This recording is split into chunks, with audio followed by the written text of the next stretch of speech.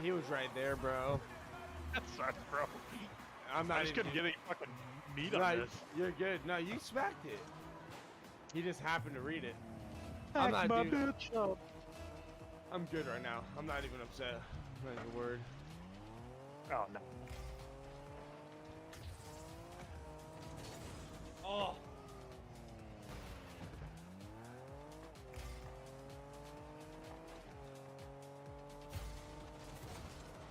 Oh, no. Oh. Okay, now I'm worried. I'm not. We got enough. Well, okay. Yeah. We got a well, if it doesn't work All out, right, with we are the back. place, at least you've got that go for you. Yeah, bro. I'll just bro, the dude with 394. Guy said pack it up. I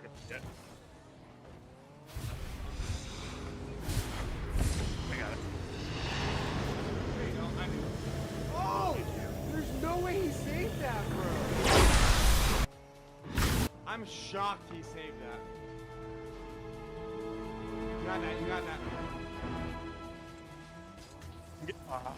Oh, what a fucking block, though. Good shit. Oh, I muted my thing. Go, man. I had no boost, bro. There it is. I dare you. There it goes.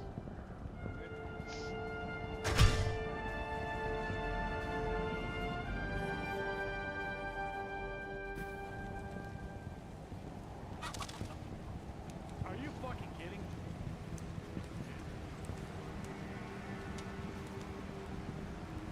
Good shit, Bush.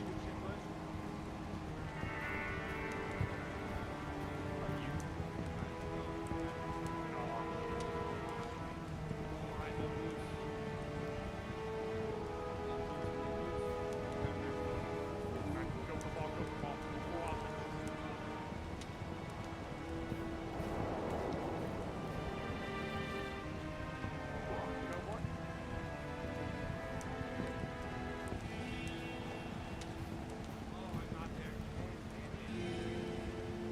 No!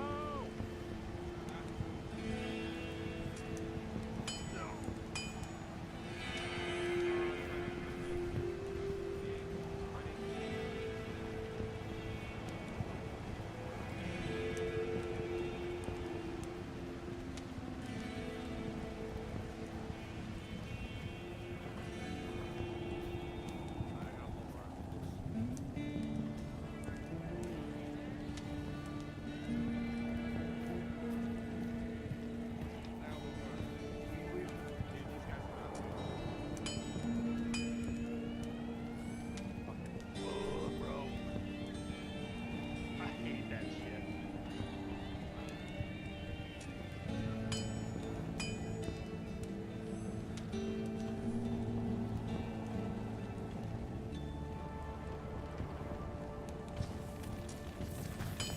Stream Elements bot running. Learn how to customize the bot here. Link.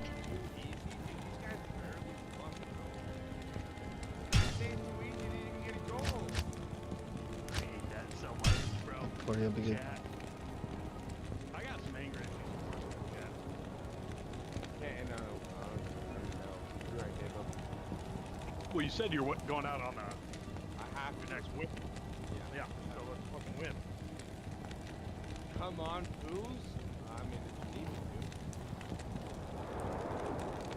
to. Don't mind if I do.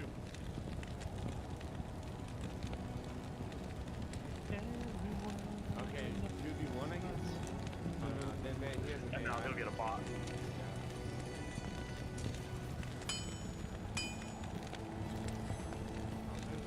You got that, Bush.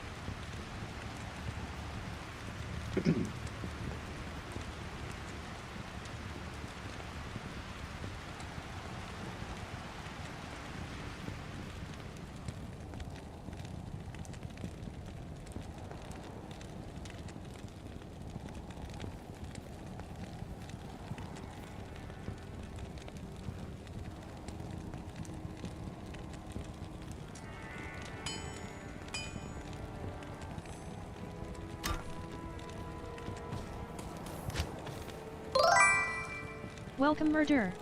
Welcomed Murder. Hey, Murder, how you doing?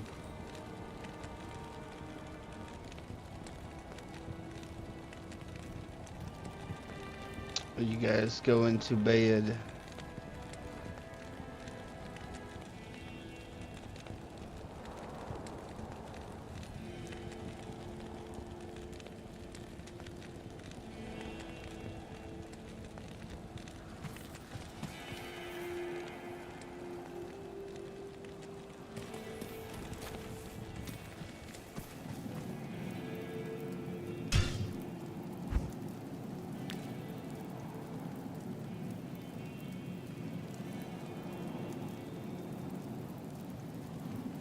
Chicago, was it? GGS today, man. I'm going to bed, lol. Thank you, thank you. Yeah, GG's to you too. Yeah, you're going to bed. Yeah, I'll probably gotta get off in like in like an hour or two. I've been on for like 12 hours now. But I've been playing multiple games. I played I don't even think I played Fortnite today actually.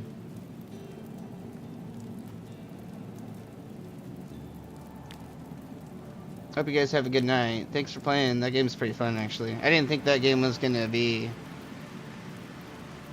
as fun, but it is.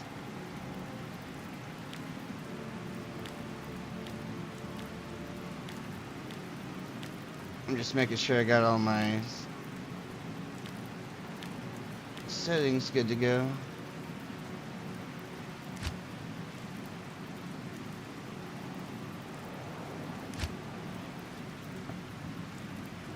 Yeah, man. It's surprisingly fun.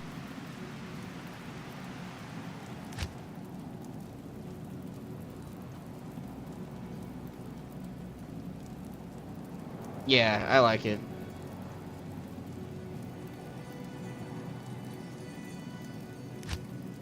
Later. Have a All good right. night. Yeah, you too. Have a good night. Have a good night, guys.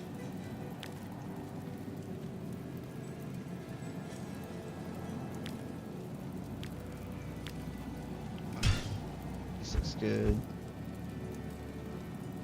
I can always deal with other stuff later.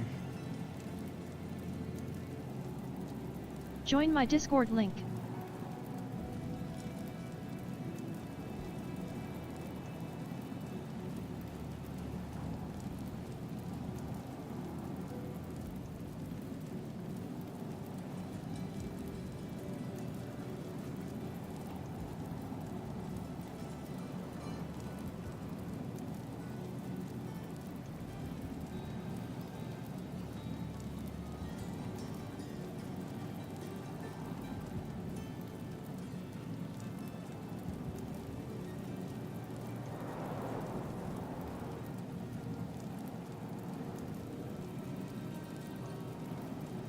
What does VSync even do?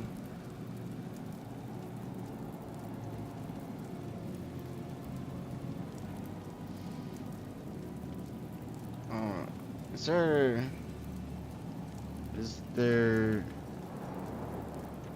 an option to display my FPS?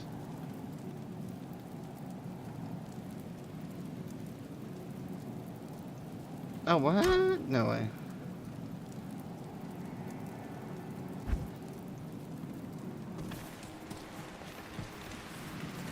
Oh, that's nuts.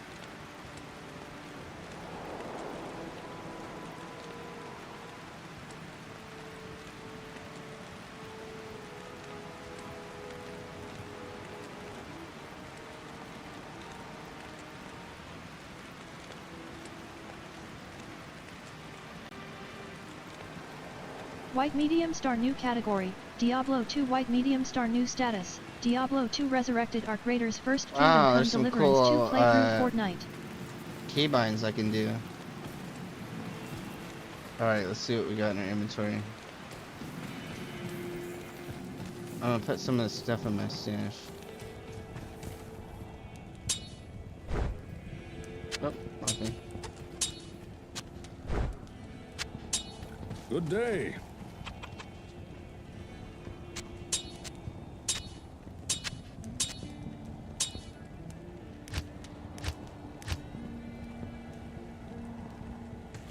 Oh, so I don't even have that.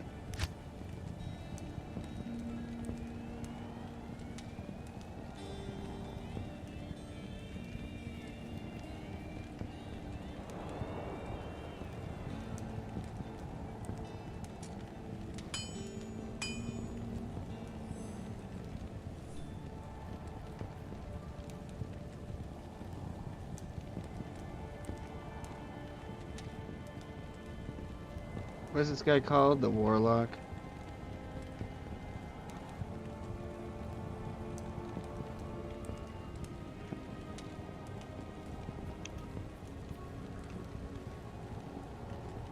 Now with the new Diablo 2 Please Resurrected follow, expansion subscribe, character, and like the the stream, Warlock thank out, you. I gotta admit, the talk of the Let's town go, has gotta baby. be the Echoing Strike build. So buckle up those bootstraps and tighten up those britches, because I'm coming at you with the build guide and showcase for the budget version of this build, and even with budget suboptimal gear, Please follow, this thing subscribe, wrecks. and like the stream, thank you.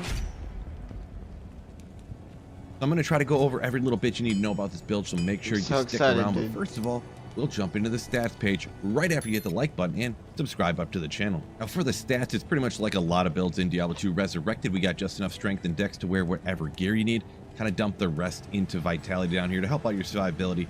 The resistances, I'm not paying too much attention to this with a very, very budget build guide like this. Really, you'd want these to be as high as possible, as close to capped. And this is not a hardcore specific guide. So I'm not going to worry if I get taken out once in a great while on a crazy budget build like this. If you're playing hardcore, take more precautions. But do just note, these numbers right here, the dex and the strength, will vary depending on what gear you choose to use. Now for the skill tree on the Eldritch tree, this is where a majority of your points go. So we'll start off here. We max out all of Levitation Mastery, Echoing Strike, our main damage dealing skill. We got Blade Warp, a synergy here for Echoing Strike, and we got Mirrored Blade. I would usually recommend not going into this build until you can max out all 4 of these. So you're probably going to be 75 or 80 after you do some of the skill points. Maybe you could go in earlier. I went into this build at level 60 and it was feeling a bit sketch, but I didn't max out Levitation Mastery as one of the first ones. I actually maxed out these 3, came back into this one. That might have been the wrong choice there, but just in general, I would say probably play through the game with the Fire build at first up until Act 4 of Nightmare, swap into the Miasma Chain and Abyss, using that kind of shadow damage that pretty much nothing is immune to except for that pesky wave 2 of Baal. And then after you beat the game, then maybe switch. Hey Dave, how you doing? Hope you have a good night. I was just watching Bearded Dad and then play Rocket League. Well, I kind of had it on. I wasn't necessarily watching it the whole time, because I've been doing my own thing. I was just trying Frag Punk with some of my friends. It's pretty fun.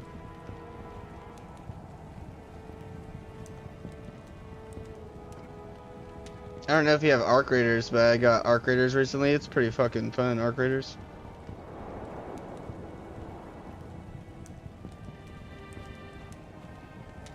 Good bro, how's your night? Pretty good. I've been streaming over 12 hours. Really good game. On YouTube, whenever you stream for 12 hours, it cuts off your stream to 11 hours 55 minutes, and it'll cut off everything. So if like you stream 15 hours, it'll cut off the first 3 hours of your stream. So I always tell people, you know, when you're gonna stream more than 12 hours, you gotta end your stream and start a new one. I just got Diablo 2. I haven't played it in I'd say almost a year. I haven't played it on the PC since I was a little kid.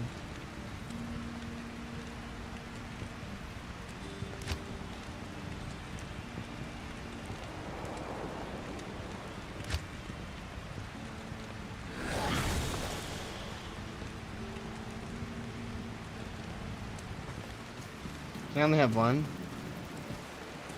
Greetings.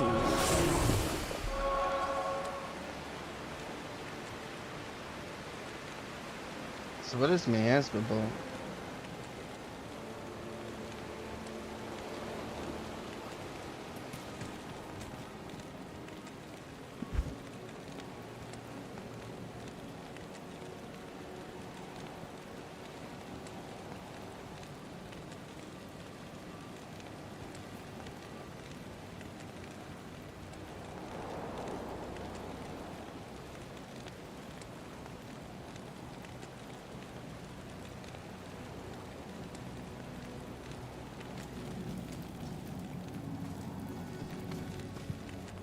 Alright, Sim, go.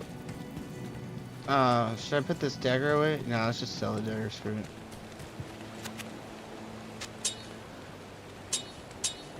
How do you, it's control.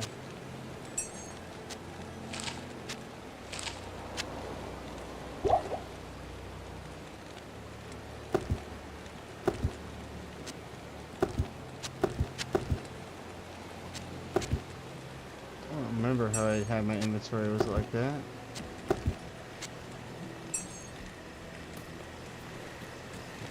I haven't played this in so long.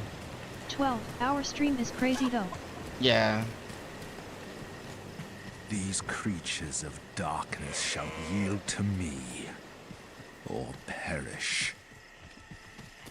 I'm not planning on being on too much longer. Probably like a couple more hours.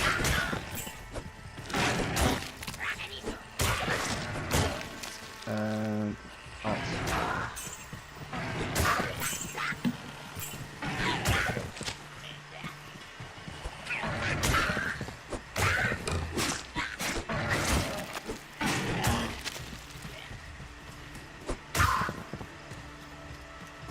Yeah, if you want to play some Fortnite tomorrow or something, I'd be down.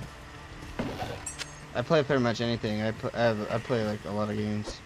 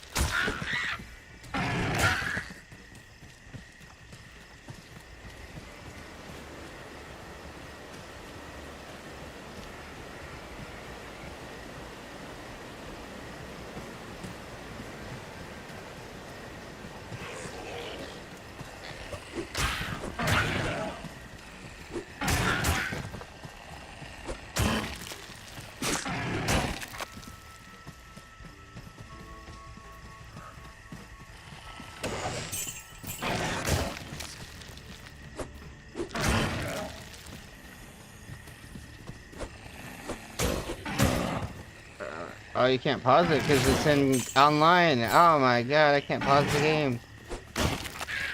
Huh. I'm gonna have to do the Path of Exile 2 trick where you save and exit the game in the middle of a fight. No, I'm just kidding. I'm not gonna do that. If I die, I die. But that's funny. Ooh, I shipped my first gem. Woo!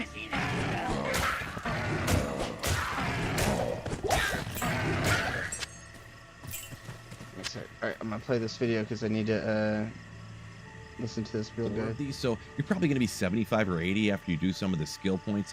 Maybe you could go in earlier. I went into this build at level 60 and it was feeling a bit sketch. But I didn't max out Levitation Mastery as one of the first ones. I actually maxed out these three, came back into this one. That might have been the wrong choice there, but just in general, I would say probably play the game with Fire build at first up until Act 4 of Nightmare. It's Doomiverse. Doomiverse. I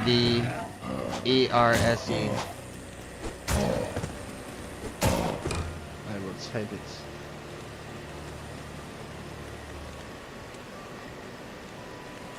Doomiverse.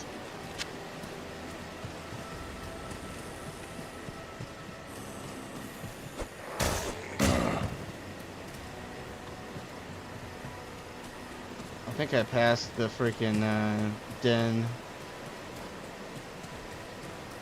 Oh, we're gonna find out. It's either right here or it's back all the way at the beginning.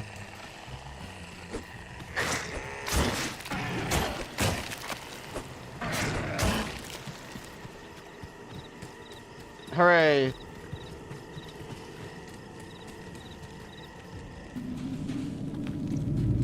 Another den of evil. Let's root them all Sounds out. good. I'll add it tomorrow, bro. Alright. That sounds good.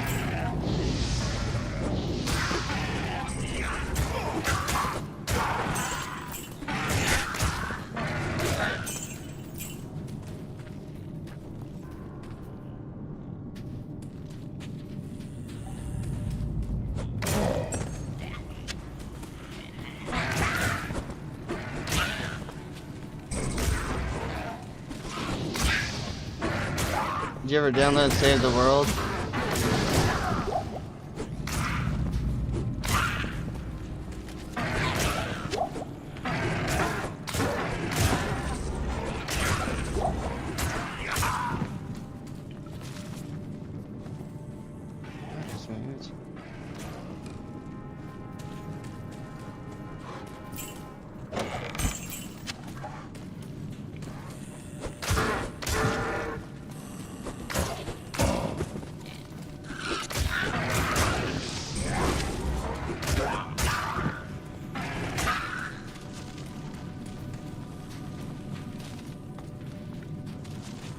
I did and have not played it yet. Actually never played it. Oh, it's alright. I haven't played it in years. I have a couple of friends that play it a lot, though. Actually, I have at least probably 10 or 20 friends that play it.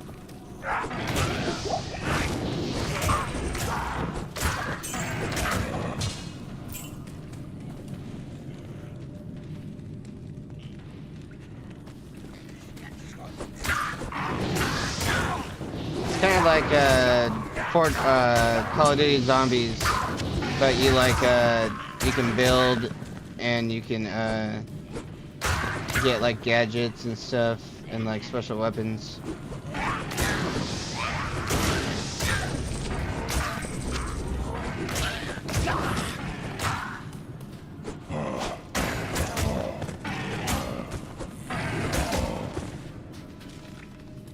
If you get someone to play with you that's been playing for a while, they could probably give you some shit for free that they don't want, and then you could get some like fancy shit, like an awesome gun.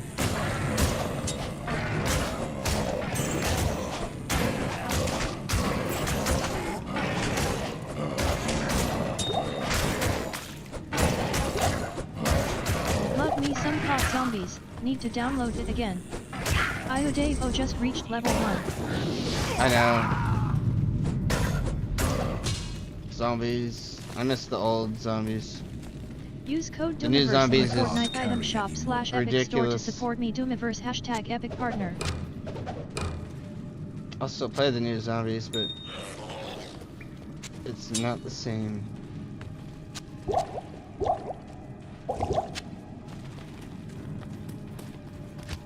One monster left, god damn it. I bet you that's what happened the last time and I left the game on accident. Oh, my goat man scared me. There he is. The evil of this place departs with me. I am a sliver from leveling up.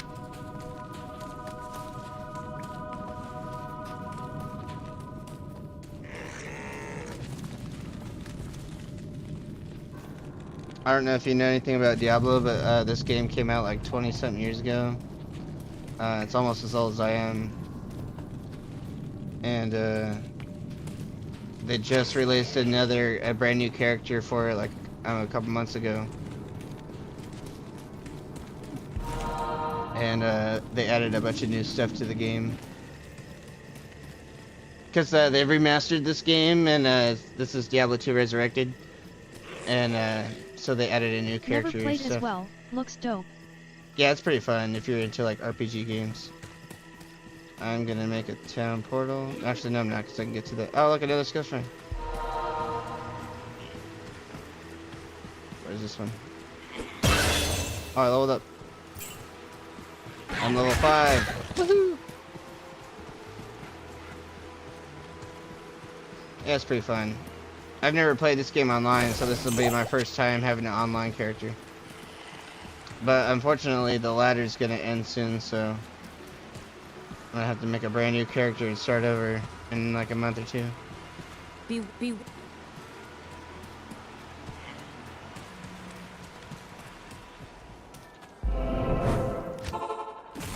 Wow, they changed the sound for that. RPGs. My all-time favorite is Fallout 4 and Skyrim. I was just telling one of my friends I was playing with that he needs to play Fallout. I was just talking about buying Fallout 3 because on loaded.com it's like $6. Let me look actually. It's $6.09 on loaded.com. So yeah, I was thinking about getting it when I get my tax return. Incoming ad break. Incoming ad That's a break. steal. Yeah, I got what is it? Fallout New Vegas for 99 cents. I don't remember if I got it on Steam or on loaded.com.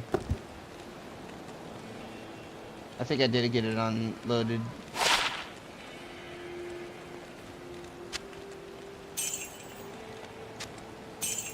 Which is like a website that sells like game keys.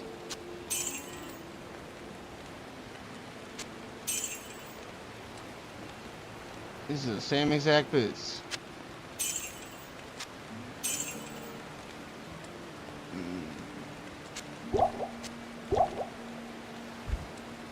What button was it? This one. I want to do a Fallout 4 live playthrough. Yeah, you should. I'm sure people would want to watch that. There's a lot of people that are into Fallout. well. Fallout is a very fun game. Oh, I am not supposed to be wearing this.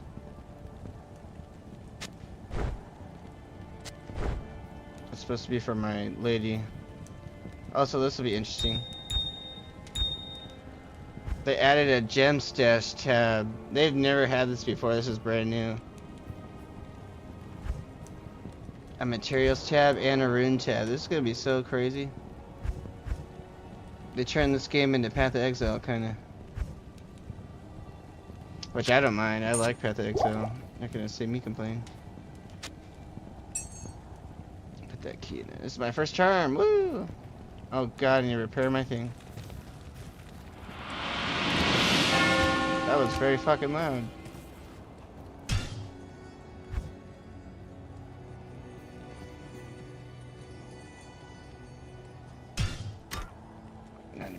Jesus. Good day. Good day.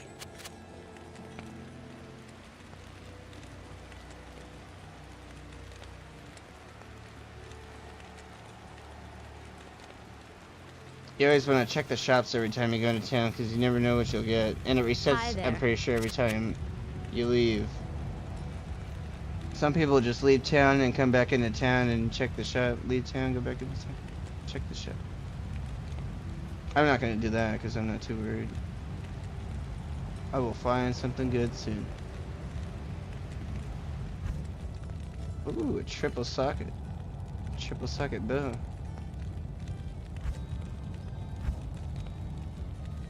Costs 93 gold. I think I might buy that. I could give it to my lady when I get her. Alright, where's those gems at? So this will do poison, fire, and then we need something that's not the other thing. Ooh, I got 2 skill points? No way. Oh shit, where's that video at?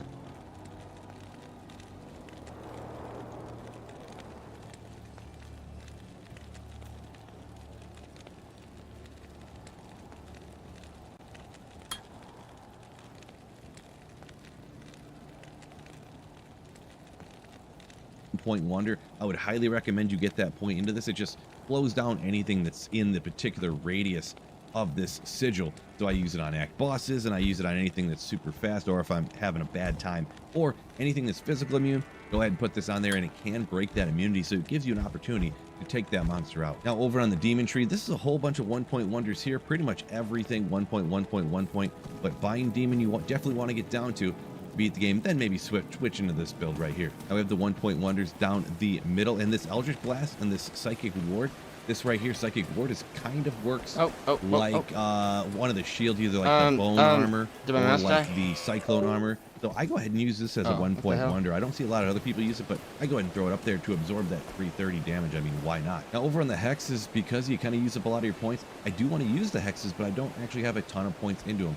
But I put one into Hex Bane, one into Hex Purge, and one into Siphon, if I ever want to go ahead and use this one, but mainly I stick to these other two. I use Purge on when it's packs of monsters, and then if it's just one, maybe I'm finished the Veil Wave and I'm going to go do Veil, I go ahead and use this one on just single target. I'll let you kind of pick and choose what you decide you want.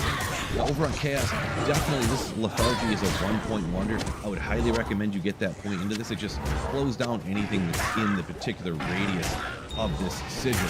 So I use it on act bosses, and I use it on anything that's super fast, or if I'm having a bad time, or anything that's physical immune. Go ahead and put this on there, and it can break that immunity, so it gives you an opportunity to take that monster out. Now over on the Demon Tree, this is a whole bunch of 1-point wonders here. You'll Pretty much catch you another everything day, brother. 1 point, 1 Got point, to 1 wake point. up early, so decided to drop in. Have a good night, bro. Alright, I appreciate it. Thanks for stopping by, man. I appreciate that. Hope you have a good night. I will see you later.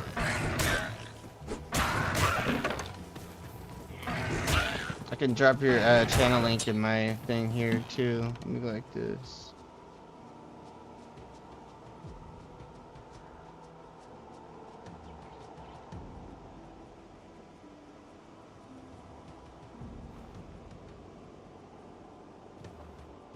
Shout out to Iudavo, go check out their channel here, link Iudavo.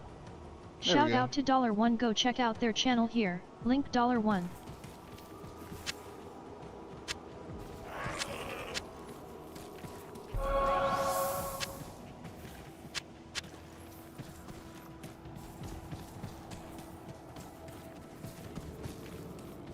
Oof.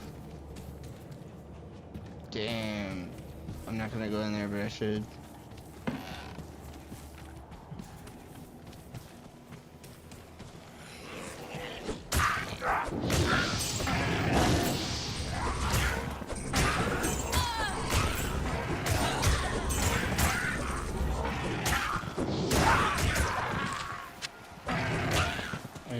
I'll wait until I get my lady.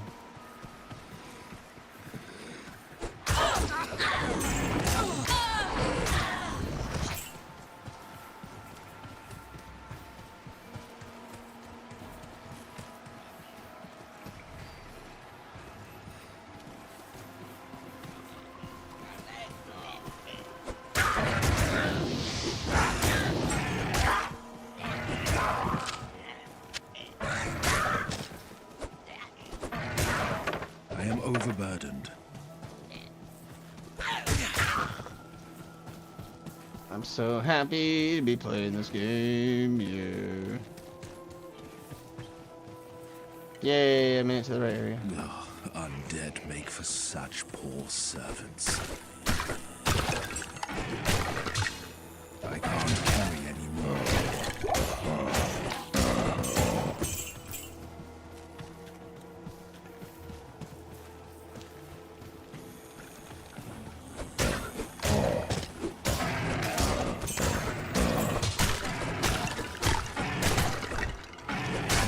Oh, I got some yellow.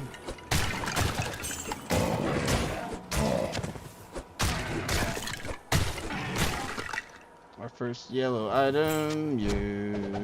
Let's see what we got. I will in fact use that.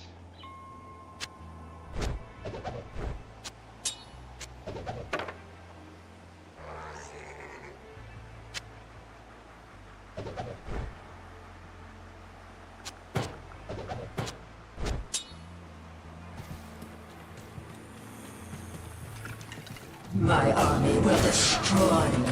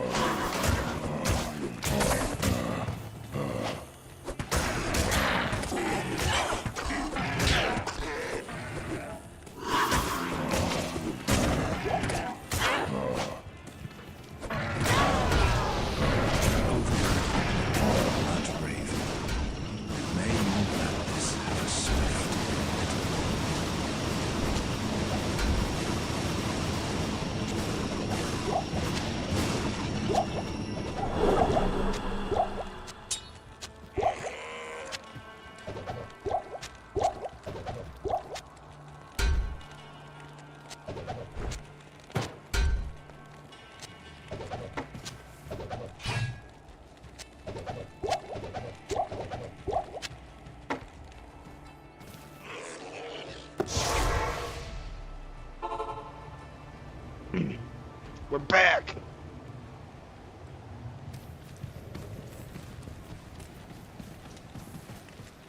I can hardly. Not enough mana. She's a level 4 brook with inner sight, fire arrow, and exploding arrow. The Sisterhood welcomes you.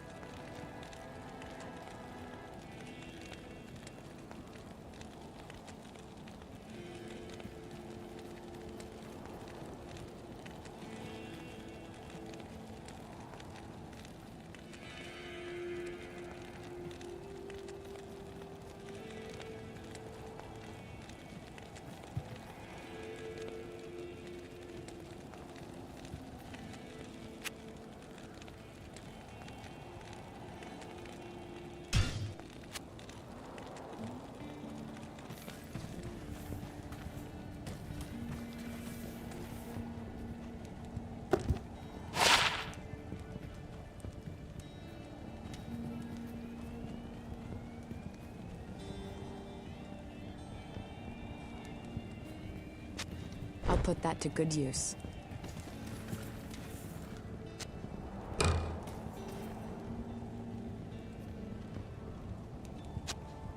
I'll put that to good use.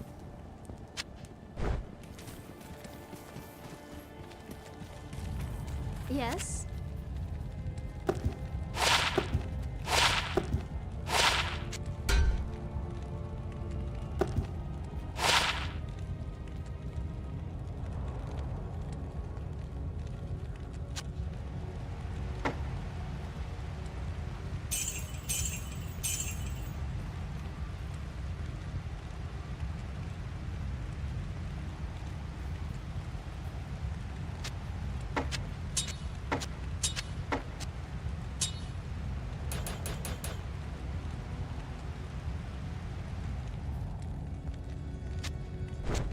I'll put that to good use.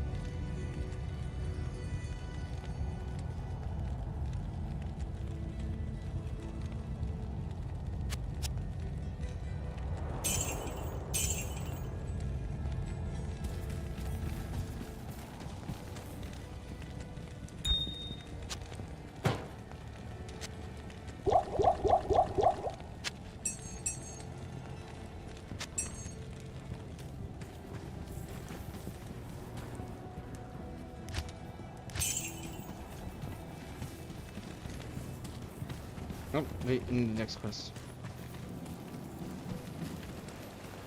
It is.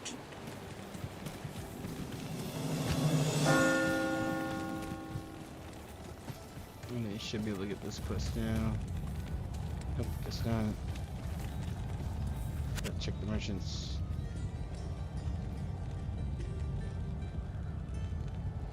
Must want to look for run walk boots. Nope.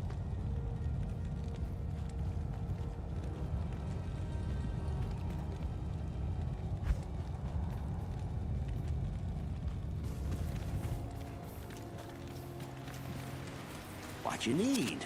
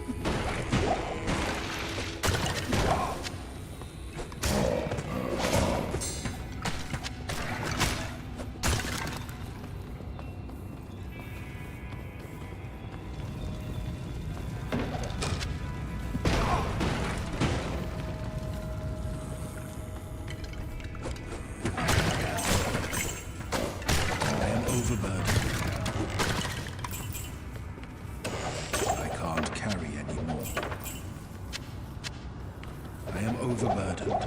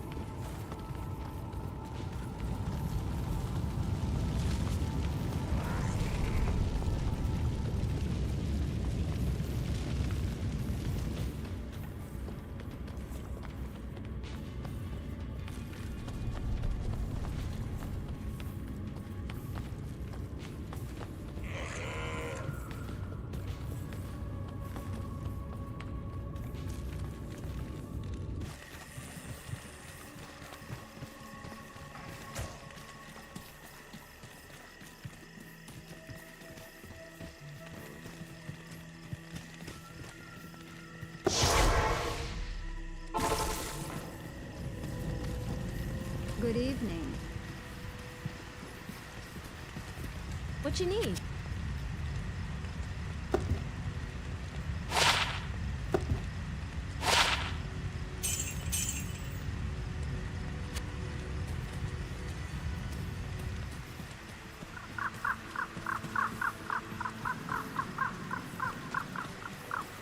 Greetings.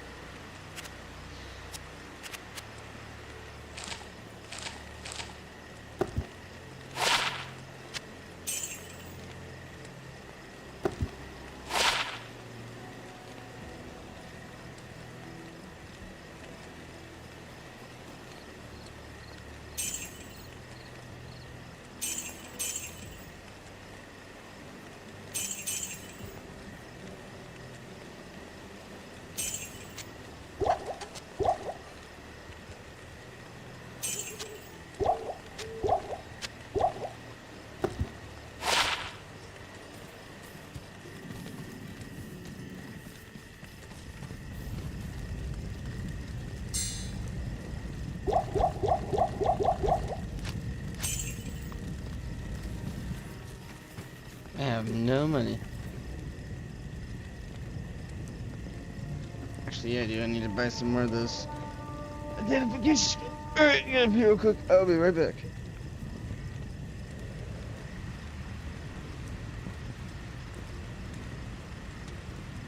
Now with the new Diablo 2 Resurrected expansion character, the Warlock, out, I gotta admit, the talk of the town has gotta be the Echoing Strike build. So buckle up those bootstraps and tighten up those britches, because I'm coming at you with the build guide and showcase for the budget version of this build, and even with budget suboptimal gear, this thing wrecks. I'm going to try to go over every little bit you need to know about this build, so make sure you stick around. But first of all, we'll jump into the stats page right after you hit the like button and subscribe up to the channel. Now for the stats, it's pretty much like a lot of builds in Diablo 2 Resurrected. We got just enough strength and dex to wear whatever gear you need. Kind of dump the rest into vitality down here to help out your survivability. The resistances, I'm not paying too much attention to this with a very, very budget build guide like this. Really, you'd want these to be as high as possible, as close to capped. And this is not a hardcore specific guide. So I'm not going to worry if I get taken out once in a great while on a crazy budget build like this. If you're playing hardcore, take more precautions. But do just note, these numbers right here, the dex and the strength, will vary depending on what gear you choose to use. Now for the skill tree on the Eldritch tree, this is where a majority of your points go. So we'll start off here. We max out all of Levitation Mastery, Echoing Strike, our main damage dealing skill. We got Blade Warp, a synergy here for Echoing Strike, and we got Mirrored Blade. I would usually recommend not going into this build until you can max out all 4 of these, so you're probably going to be 75 or 80 after you do some of the skill points. Maybe you could go in earlier. I went into this build at level 60 and it was feeling a bit sketch, but I didn't max out Levitation Mastery as one of the first ones. I actually maxed out these 3, came back into this one. That might have been the wrong choice there, but just in general, I would say probably play through the game with the Fire build at first up until Act 4 of Nightmare, swap into the Miasma Chain and Abyss, using that kind of shadow damage that pretty much nothing is immune to except for that pesky Wave 2 of Bale. And then after you beat the game, then maybe switch into this build right here. Now we have the 1-point wonders down the middle, and this Eldritch Blast and this Psychic Ward. This right here, Psychic Ward, is kind of works like one of the shields, either like the Bone Armor or like the Cyclone armor. So I go ahead and use this as a 1-point wonder. I don't see a lot of other people use it, but I go ahead and throw it up there to absorb that 330 damage. I mean, why not? Now over on the hexes, because you kind of use up a lot of your points, I do want to use the hexes, but I don't actually have a ton of points into them. But I put one into Hex Bane, one into Hex Purge, and one into Siphon if I ever want to go ahead and use this one, but mainly I stick to these other two.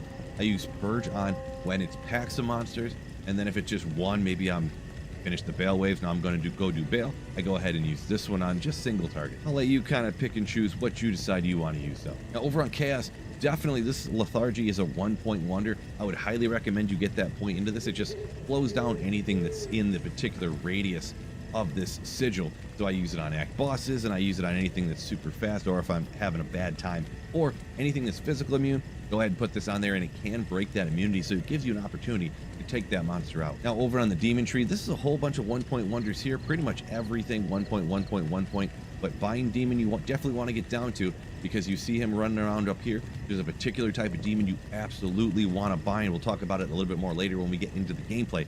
But Bind Demon, we got one into Demonic Mastery, Blood Oath, and eventually we want to get down to Consume, but I ran out of points. This is a level 85 Warlock right here, and I don't have enough points to get to everything I need. But eventually I want to go ahead and get Consume, because we're going to have Bind Demon for one, and if we get enough skill points later on as we get better gear, more plus skills. Also, if we get remaining points, we could put them into Demonic Mastery, because every 10 levels, you'll get an extra demon you can have. So eventually we'll have the Bound Demon, we'll be able to summon up the Goat Man, and then we can consume him in order to get a bonus to help out our damage. But at this point in the game, we are not there yet. Now the part everybody loves, we're talking about the gear, and there's gonna be a lot of options. I'm gonna go over a few at kind of each spot as I can kind of remember them. So as for the weapon, a great option is an Insight, and it doesn't have to be a perfect one either. Of course you would want as good as possible, but even just a lower level one, like a Partisan right here, even if you got a Bulge, you're still gonna be doing okay damage. So much of it comes from the actual skills. The damage on the weapon is not as important as getting a bunch of plus skills, which we don't have a lot of plus skills on this gear, but just maxing everything out, you're gonna be doing a lot of damage. You of course have the meditation aura there on the inside as well to keep your mana up if at all possible, and you have faster cast rate. Now this skill, even though it kind of deals out physical damage, it actually goes off of the faster cast rate, not the increased attack speed. So getting FCR on your weapon is kind of clutch here. Now for the cost, this is probably your best bang for your buck type of item you can get right here. It's so easy to make an Insight. Ral, Tear, Tal, and Soul. You actually get a critical strike down there as well. You get a little magic find. So much stuff on the Insight. This could be, even though it's super crazy budget, you get it in a really good base. It's actually a top tier weapon for this. There's definitely a few different options that are way better, but it is up there. So Editor Phil here, and I forgot to mention something very important about the weapons here for the Echoing Strike. So right now, maybe it'll change in the future, I don't know if it's a glitch or not, Echoing Strike does not use durability on weapons. You can absolutely use ethereal items to get even more damage output, and they will not break, they will not lose durability. So if you make an Insight, you can make it an ethereal, or other items that usually if you used them on a melee weapon, they would go ahead and break. You can go ahead and throw those on this particular Warlock build.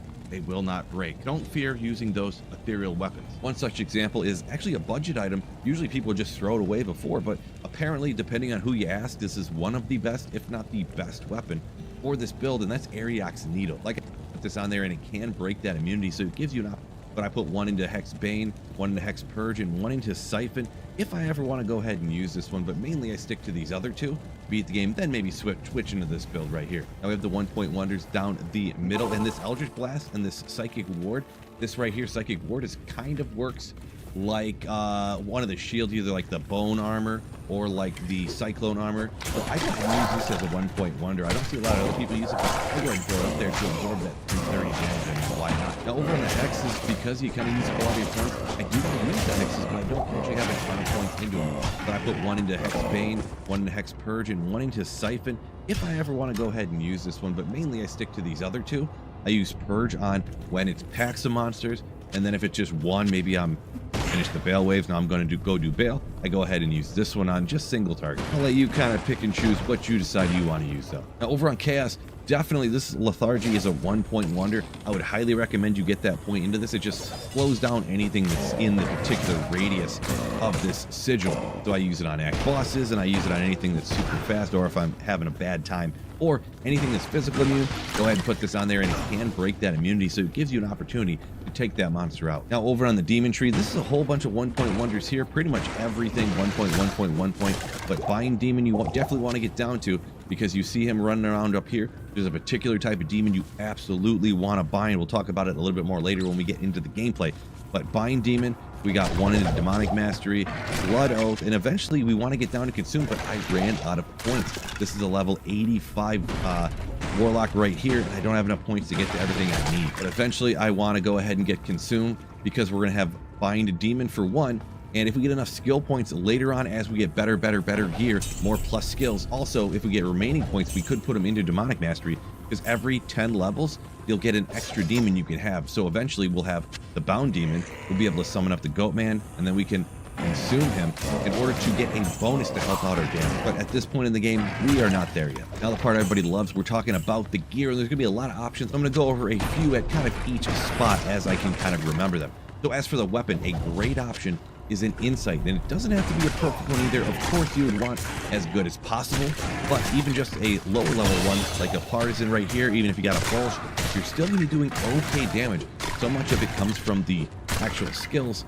The damage on the weapon is not as important as getting a bunch of plus skills, which we don't have a lot of plus skills on this gear, but just maxing everything out, you're going to be doing a lot of damage. You of course have the meditation aura there on the inside as well to keep your mana up if at all possible, and you have faster cast rate. Now this skill, even though it kind of deals out physical damage, it actually goes off of the faster cast rate, not the increased attack speed. So getting FCR on your weapon is kind of clutch here. Now for the cost, this is probably your best bang for your buck type of item you can get right here. It's so easy to make an insight. Ral, Tear, Tal, and Soul. You actually get critical strike down there as well. You get a little magic find. So much stuff on the insight. This could be, even though it's super crazy budget, you get it in a really good base. It's actually a top tier weapon for this. There's definitely a few different options that are way better, but it is up there. So editor Phil here, and I forgot to mention something very important about the weapons here for the Echoing Strike. So right now, maybe it'll change in the future, I don't know if it's a glitch or not, Echoing Strike does not use durability on weapons.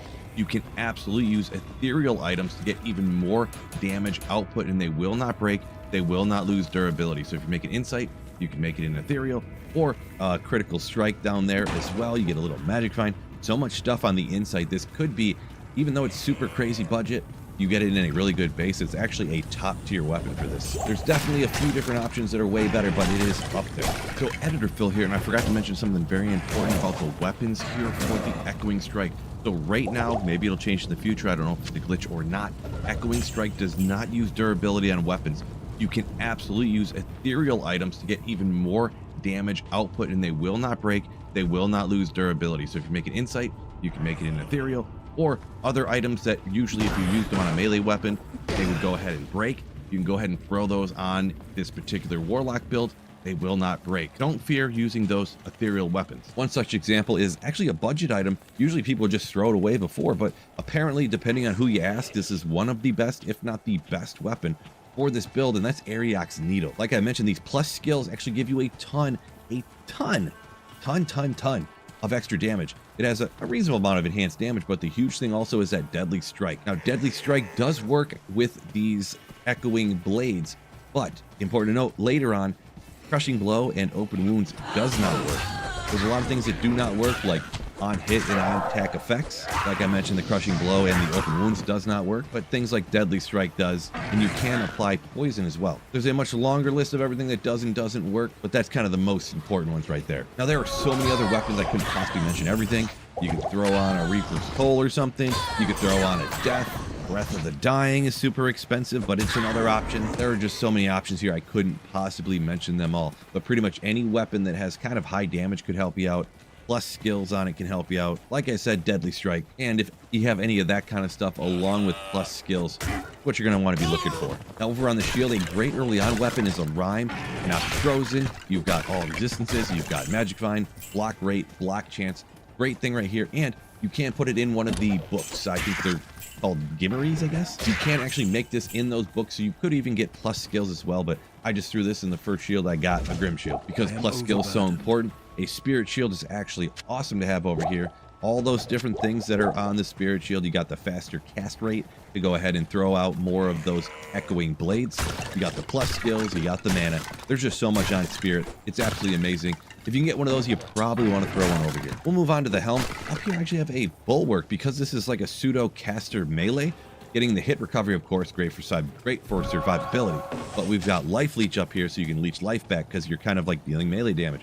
You got physical damage reduction down there, so that can help save your life. This is a great option up here.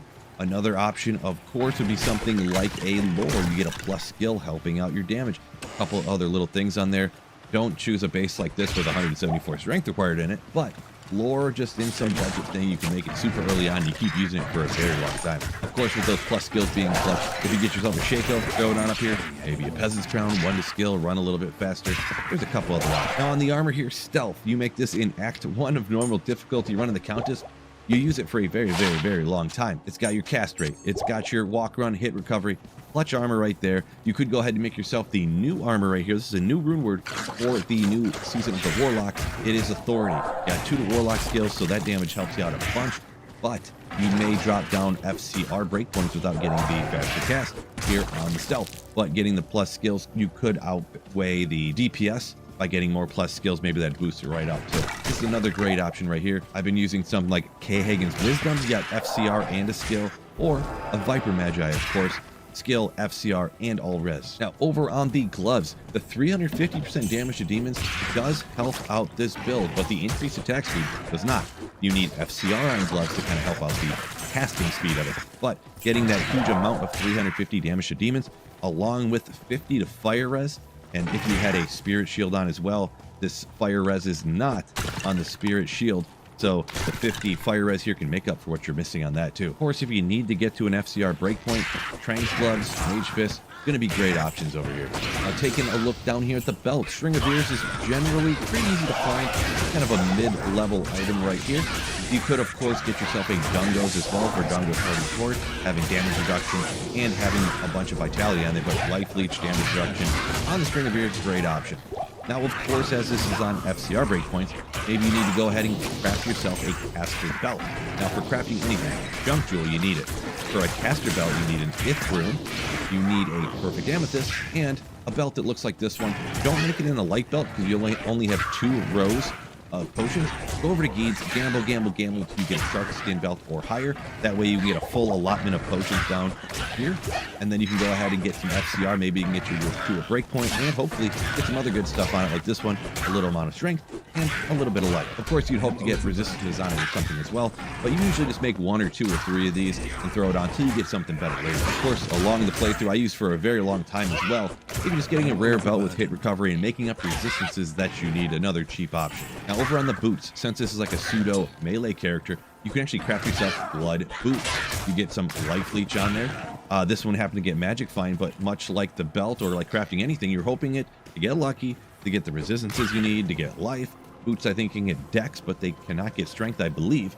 So hopefully getting some dexterity over here, a bunch of different things, anything that can really help you out. Here's another example of something you can get. This one got a little baby dex roll on there. It's got 20 to life. It can get, I think it is 10 to 20 life comes with the recipe. Or what I used for a very long time was actually some boots like this that I just shopped from a vendor. I had some boots that were like 35 magic find and like 30 to lightning res or something like that. I used those for a very long time, but you can get ones that are even 40 walk run and with resistances on them as well. So when you can kind of, it takes a minute, but you can shop these just from Charseed right over to the side here, or one of the other vendors in the game. Now taking a look at rings and amulets. Now because this is off of FCR breakpoints, maybe you need to make up FCR up here. I just crafted a couple of amulets. I got this one. It's got a good amount of strength and quite a bit of dex, to be honest, and a little bit of FCR to get me up to the breakpoint that I need to get. And I'll show you those advanced stats here in just a minute. But some other options of stuff you could use. I used something just like this for a very long time. I just was identifying blue magic amulets along the way, got a chromatic amulet, threw that on there.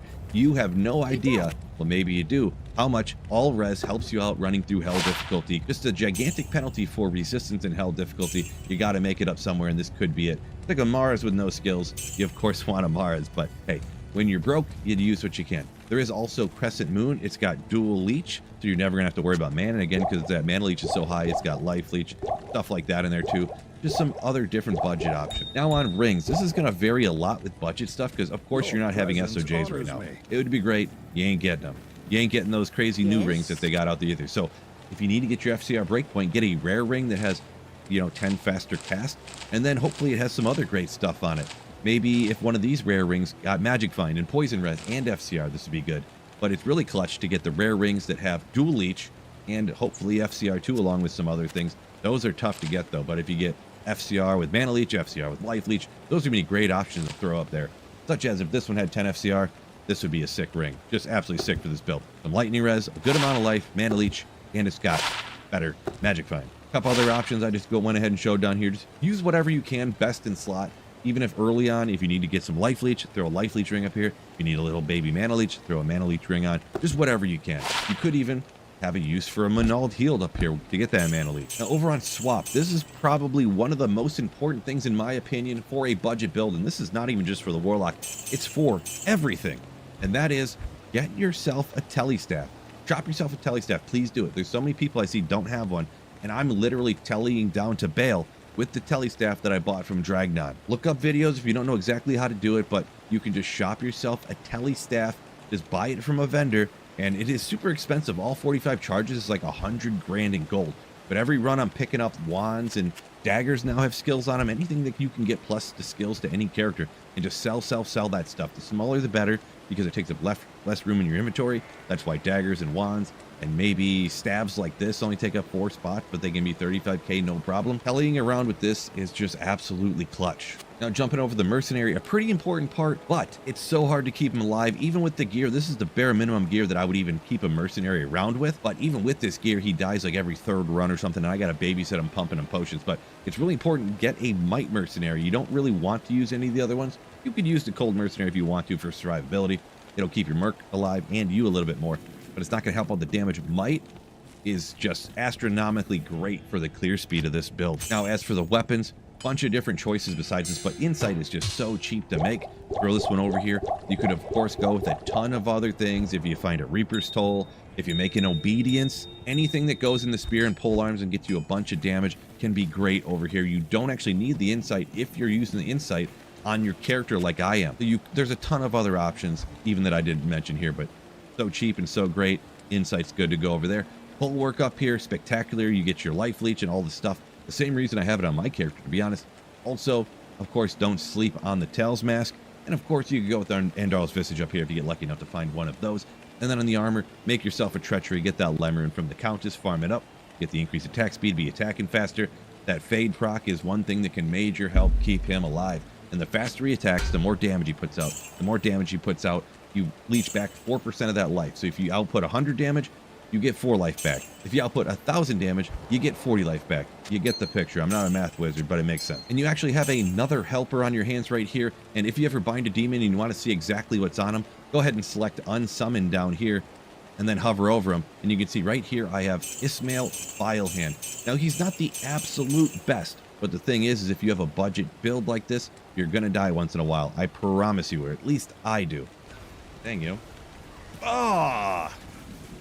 So if you go out and farm up the best bind you could possibly get, you're going to lose them over and over and be wasting a ton of time. But Ismail is right there, the 3rd word in this list, cursed. Now, if you have a bound monster, which you want to all the time pretty much, you really want them to be cursed, because what that does is it applies amp damage to all of the foes that you're fighting. Ismail Vilehand is actually cursed 100% of the time. Other great monsters to bind are things like Lister, but you can't exactly farm up Lister too fast. But if you're doing bell runs and you snag one, go ahead and use it by all means. It's one of the best options. He's an absolute tank, he outputs damage, and if you can get him cursed, even better. Another great one people love to get is Hephaestus. He is the guy that is at the Hellforge. He also can be cursed. You absolutely want him cursed. He's an absolute tank once again, outputs a ton of damage. He's not always going to be cursed either, just like Lister. You never know when they're going to. I literally farmed Hephaestus for 45 minutes straight. Did not get a single cursed Hephaestus. So, I mean, for me, maybe if I have an endgame build where I literally never ever die, I'll go ahead and do that, because some people say he's the absolute best one you can get, but I ain't doing it with a budget build, I'll tell you that much. So another great one that if you want to take a couple minutes to go out and farm, and you can usually get one first, and he's also real good. He might look a lot like a Festo, but he's not quite, and that's actually the Smith. Now he's just in Act 1, and it's where you get the Herodic Malice that you use to go ahead, take the Charcy, to imbue something, to take a white item and make it rare. Once again, he's not always cursed either, so you'll have to hit him a few different times or get lucky in the first one. But those are some other good options for monsters to bind, and this is kind of an integral, very important part of the build.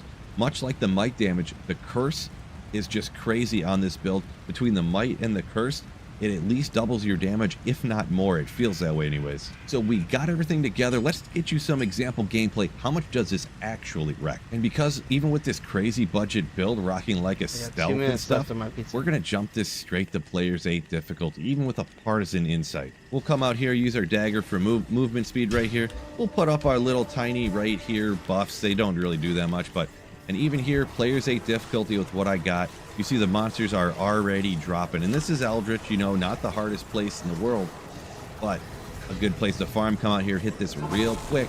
Players 8, you get the best chance of finding as many things as you can. So Eldritch doesn't get any harder than that. Now let's go ahead and head out to a players 8 Chaos Sanctuary. And you can use your dagger, kind of like Leap on the Barbarian, to kind of move ourselves, or you can go ahead and use your telestaff that you picked up, because of course you picked up the telestaff, right fellas? So now we got the might, now we got the amped, everything's getting kicked up here, and look at how it's going. This is players 8 Chaos Sanctuary, so it's not the absolute fastest in the world, but my goodness, considering what we're using, we have no high runes, we don't even have a mid rune. I think the highest rune we have is an Io, and really you would be just as good, if not better, with a lore helm on, to be perfectly honest. Getting that extra plus skill would bump up the damage a little bit even more. So yeah, you can kind of see how this is working against stuff like this. Let's move on to some of the seal bosses as we get going here. And just to kind of give you an idea, and we'll move on to individual monster like Diablo. Now here's the first seal boss, one of the easiest ones, but we'll line them up. We'll bash them in a straight line. And it wasn't much of a challenge. Ooh, little drop along the way. Okay, Jalal's Mane. Kind of cool. All right, now we're on to the scary one here. Lord Desace. How scary is it? Merc dead instantly. Whoops, I didn't babysit him properly. I'll have to go get another one, but I mean, really took the pack out perfectly fine. I just didn't pay attention to babysit him quite as much. Mercs are tough to keep alive, but also do remember, obviously, Lord Desace is a beast. Alrighty, now onto the Infector group. They can be a little bit of a toughie, especially for the Merc with no gear on. But we'll see how they handle it, and we're going to play it slow with the, P8 with this type of gear on. Oof. So we're going. It's going. Wow, the pack's almost toast already. I'm going to go get my pizza at the end. Really wasn't much of a struggle, except for our mercenary one.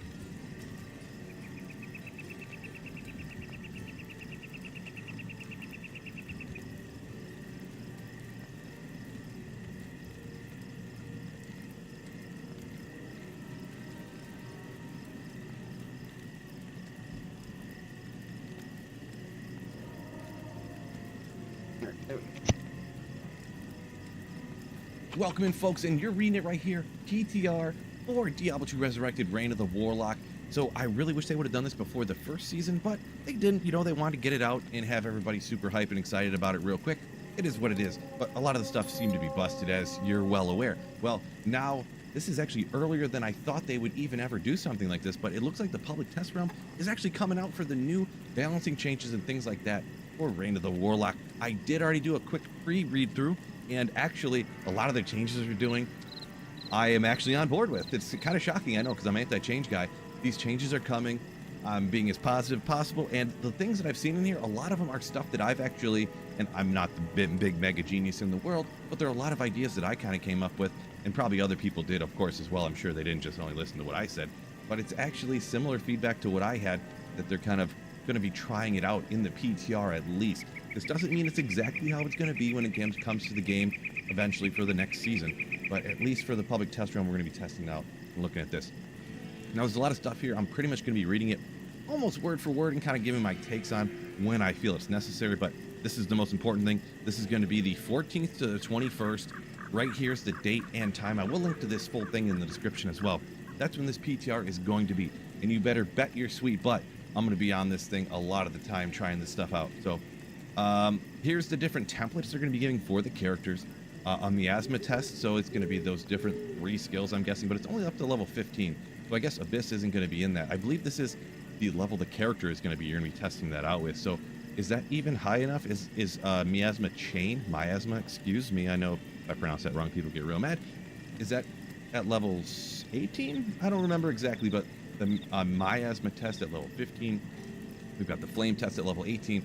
And in my opinion, the super early on, it was a little overpowered. I wasn't irate about it because who cares if you absolutely wreck Act 1, 2, and 3 of normal difficulty. It's not the end of the world. But they're going to be testing some of that stuff because a few of those got a slight baby nerf on them. The Bind Demon test at level 30. So your character just getting down to Bind Demon and test that out. And there's a lot of different Bind Demon changes. So it's going to be very important for us to look at that when we get down there. Echoing Strike test at level 80. And this is what every person was using endgame because with all the different things, it was completely busted. So each character's template has talents chosen for testing. So they're going to have you kind of pre-set up with a build. This can be, hit or miss depending on how they set it up. I'm guessing they're taking some, advice from content creators, I would assume. Judging by how I worded that, you can probably guess I wasn't picked for that particular one, but it's perfectly fine. All waypoints unlocked, so you can go test it anywhere you want to. Shared stash with items granted, so there must be certain items, like probably they just give you a ton of different options for weapons and the different full sets and the different uniques and gear and all the different stuff. For the Warlock, they probably took some advice for those as well, I would guess anyway. So first thing first, on the Warlock, I didn't even know this was a thing, but Warlock used to get from health potions 100, effectiveness from 100 to 150, so I guess you're going to be getting more life from health potion? Sure, I guess. I didn't even know that was a thing. The Warlock was so crazy powerful, you never got touched anyway, so Warlock can now equip a 2-handed weapon in one hand, but only if the other hand is using the Grimmere, whatever, you pronounce it however you want, not a shield, so you can't do the Spirit Shield with a Breath of the Dying Thunder Maul in the other hand. So this was a change that Llama brought up. Sounded pretty good, so yeah, hey, I thought the 2-handed all the time with like a Phoenix Shield with 400 enhanced damage on it, and you got a Breath of Dying or something in the other hand, or Ariok's Needle or whatever you end up having was too much. This will be a little bit better in my opinion, and also get people to use this new item, because I'm sure they didn't want to put new items in the game and then have nobody using any of them, of course. So now maybe people will, well, I bet you a lot of people will be using like Rhyme, Grimmere, whatever, Grimmeres, some skills on it and stuff like that. So we'll have to see exactly what the genius, theory crafters come up with. So Demonic Mastery. So max demon count now requires base skill points invested into the skill. So no longer it's like soft points. You have to actually have hard points invested into it to get up to the max amount of demons. So good change, I believe. That way you can't just make it a 1-point wonder at the end of the game and you got an absolutely maxed out demon, but you have to invest some points into it. The Goatmen's attack speed now capped at 50. I didn't think the Goatmen were too crazy overpowered. I didn't play a ton of the summons non-stop, so maybe a slight blind spot on my part, but we'll take it. I'll believe that they looked into it and thought that was a good idea, I suppose. Blood Oath right here, so the damage transfer stat caps at 50%. So that would be the amount of damage that you take that then transfers over to your bound demon or whatever. So now it's capped at 50 instead of, I think you can get it up into the high 70s before. Kind of, the Warlock was essentially invincible with the amount of damage and that Blood Oath thing as well. So this is probably a good change, I believe. So the Blood Boil range updates to have 3 distinct ranges based off the level threshold. So this was the one way that I believe Blood Boil, so they're changing the radius on these, huh? Was the radius always the same before?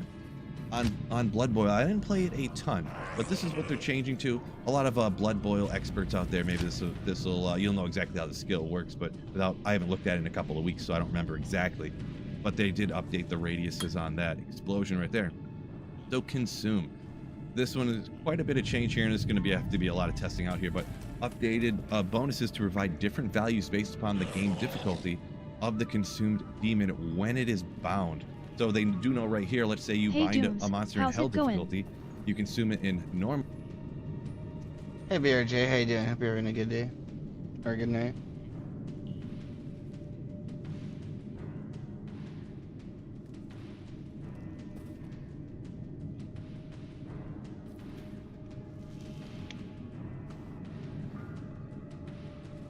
Yet it's good enough.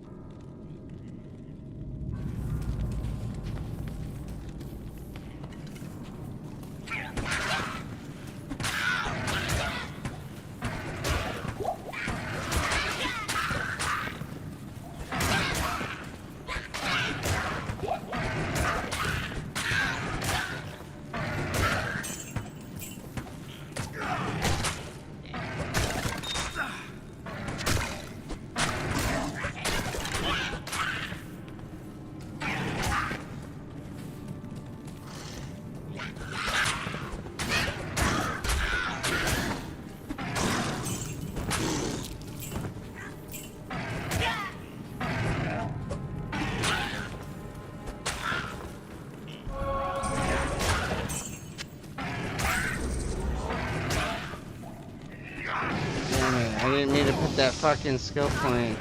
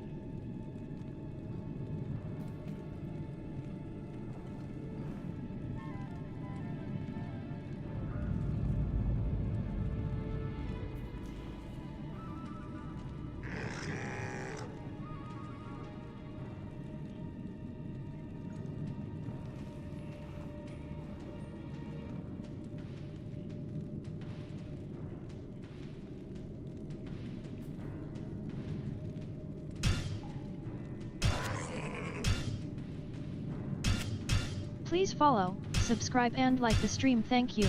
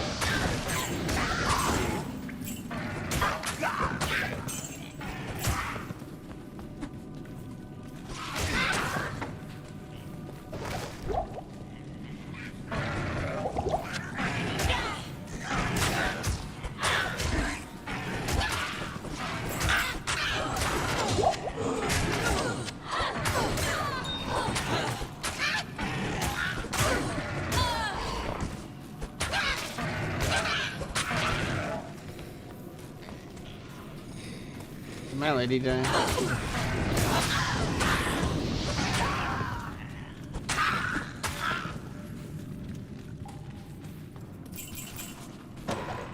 I can't carry anymore.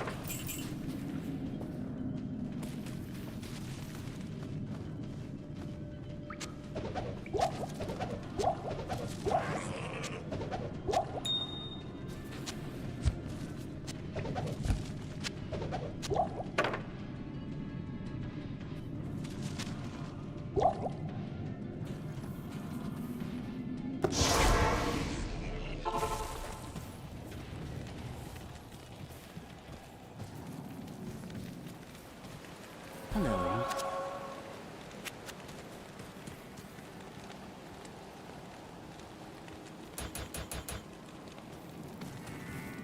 Good day.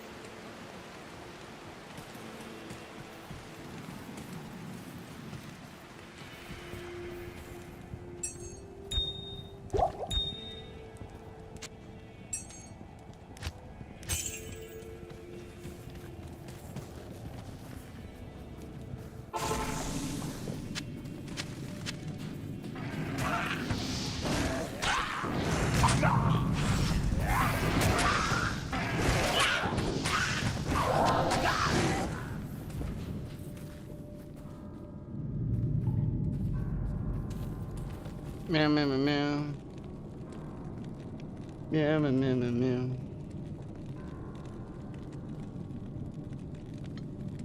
Hot.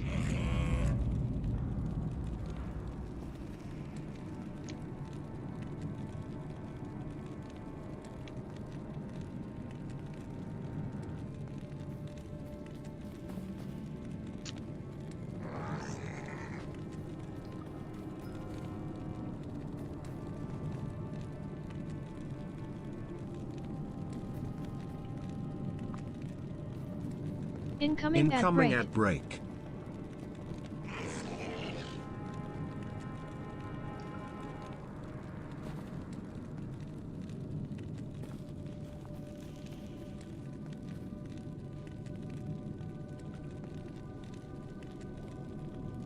Hot.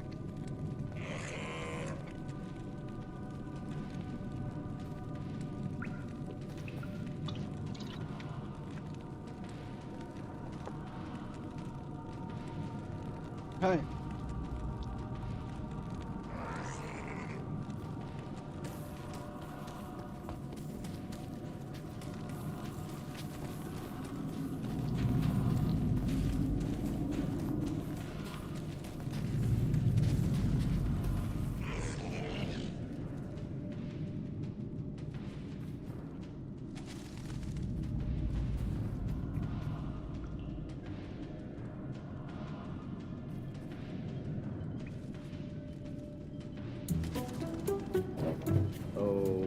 Okay. Slightly confusing concept, but I think I've sussed it. Today we're at a place called Brooker's Founding Flavors, which is an ice creamery themed around the original 13 US colonies who had the audacity to declare independence from the British. Admittedly, a bit of an odd theme for an ice cream shop, but I love odd. See if I can name the original 13 perpetrators.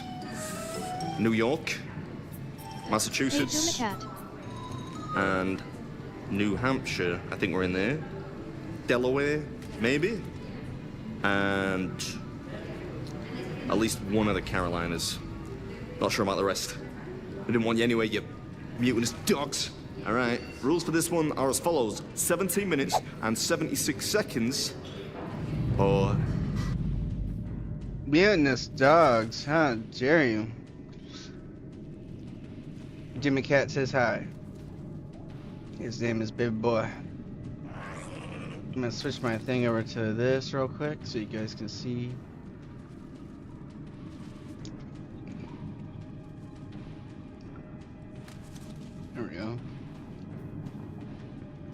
If he didn't want us, why be so bothered by our mutiny? 18 minutes and 16 seconds in which to eat a giant bell full of ice cream.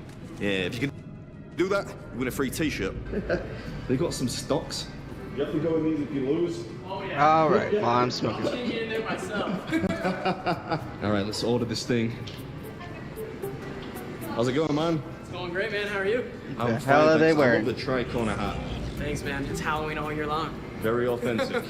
Could I order one Liberty Bell challenge, please? Yes, sir. We can get that right for You you. gotta know that there's 13 scoops for 13 original colonies. That's why you're getting 13. Yeah, I was trying to name the colonies. I think maybe I got like 5. We got them down. We got them down. Should I try?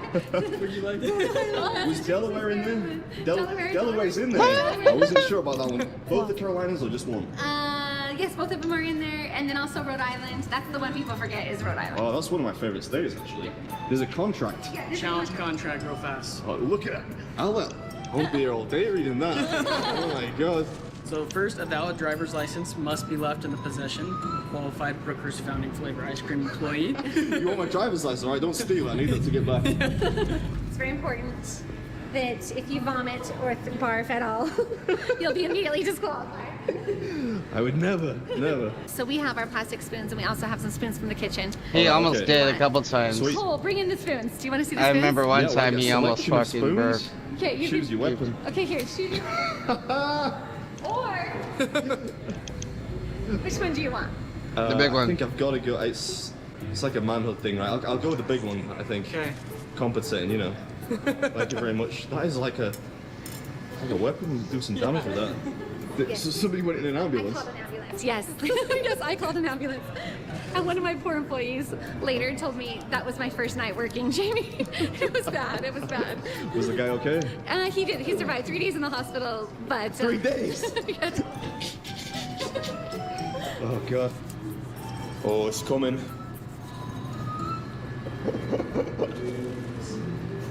It's huge. Holy smokes. 3 days. Thank you very much. Of course. Okay, just so you know, Cole believes you're gonna do it. I know. Well, at least you're honest about it. Oh my god, that's so heavy. I'm hoping that's mostly the bell.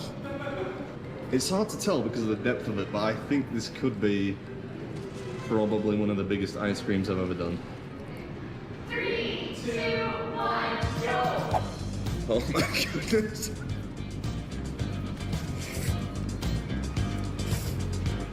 Oh, this is gonna be so messy.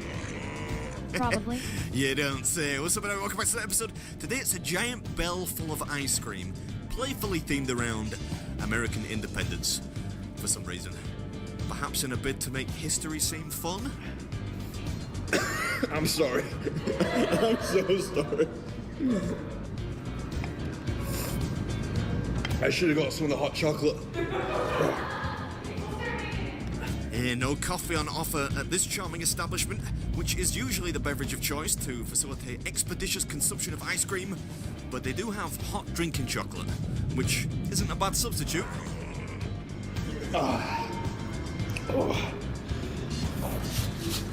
Oh no. He is in trouble. Oh. This is unwatchably messy. He has like Thank 3 you. of the scoops just in his beard. Oh, thank you. His beard is Rarely have I ever been stained. this grateful to receive a damp rag. Ooh, there's plenty left there. Probably got 9 of the original 13 scoops. Oh, you're a lifesaver. You want to live for it? Thank you. Guys, I'm Just what I gonna needed. dump the More hot chocolate milk in. and sugar. Do you know what time I'm at? Oh, I'm gonna dump the hot chocolate in the ice cream. that is really yummy.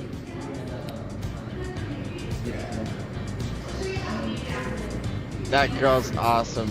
The problem with this spoon is it's about 1 centimeter slightly too wide for my mouth. Almost perfect.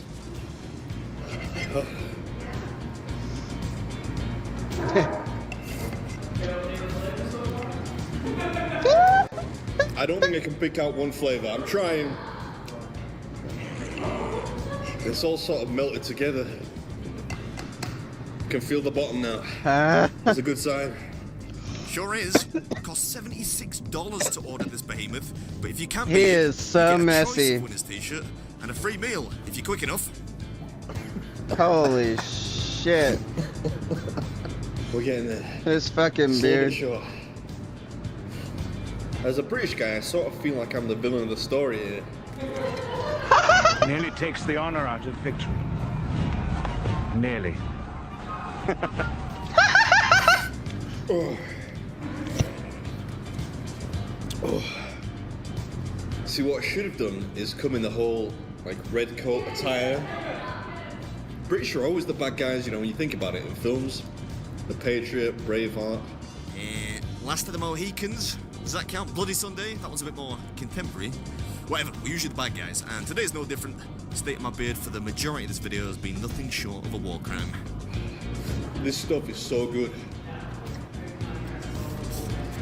It's almost slightly salty as well, which helps balance out the aggressively sweet flavor of the giant ice cream. I hope the police don't pull me over on my way home. They've been wondering what the heck I've been doing. I think I'm okay for now. Maybe I'll grab one at the end. I think I'm gonna have to switch spoons, get all the cream here.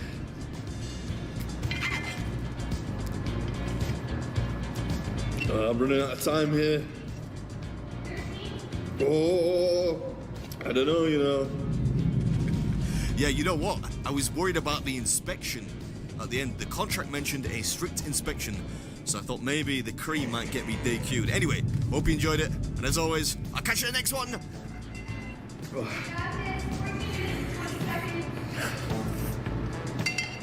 There's a little bit on the tray here. Come on. I think I'm gonna have to tip it. Alright, this Join is my Bibby's Discord food. link. And that was Brooker's Founding Flavors Liberty Bell Challenge.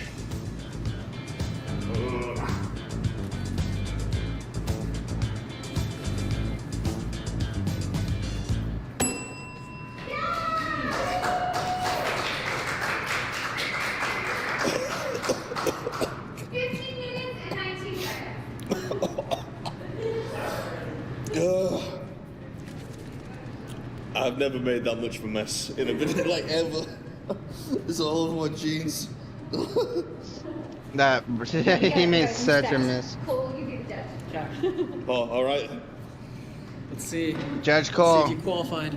There's a little there. I could get that. I think we need you to link this up. No, this is great. I'm kidding. It looks great. It's great. Is that okay? Yeah, all good. All good. Thank you. That's awesome. All right, so I He get did to pick one of these. awesome. Yes, you do. Yeah.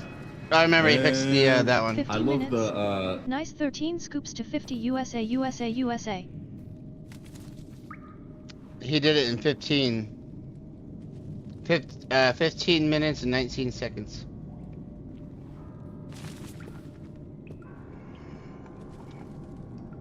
Right here it shows you right here. 15 minutes, 19.92, so almost 20 seconds.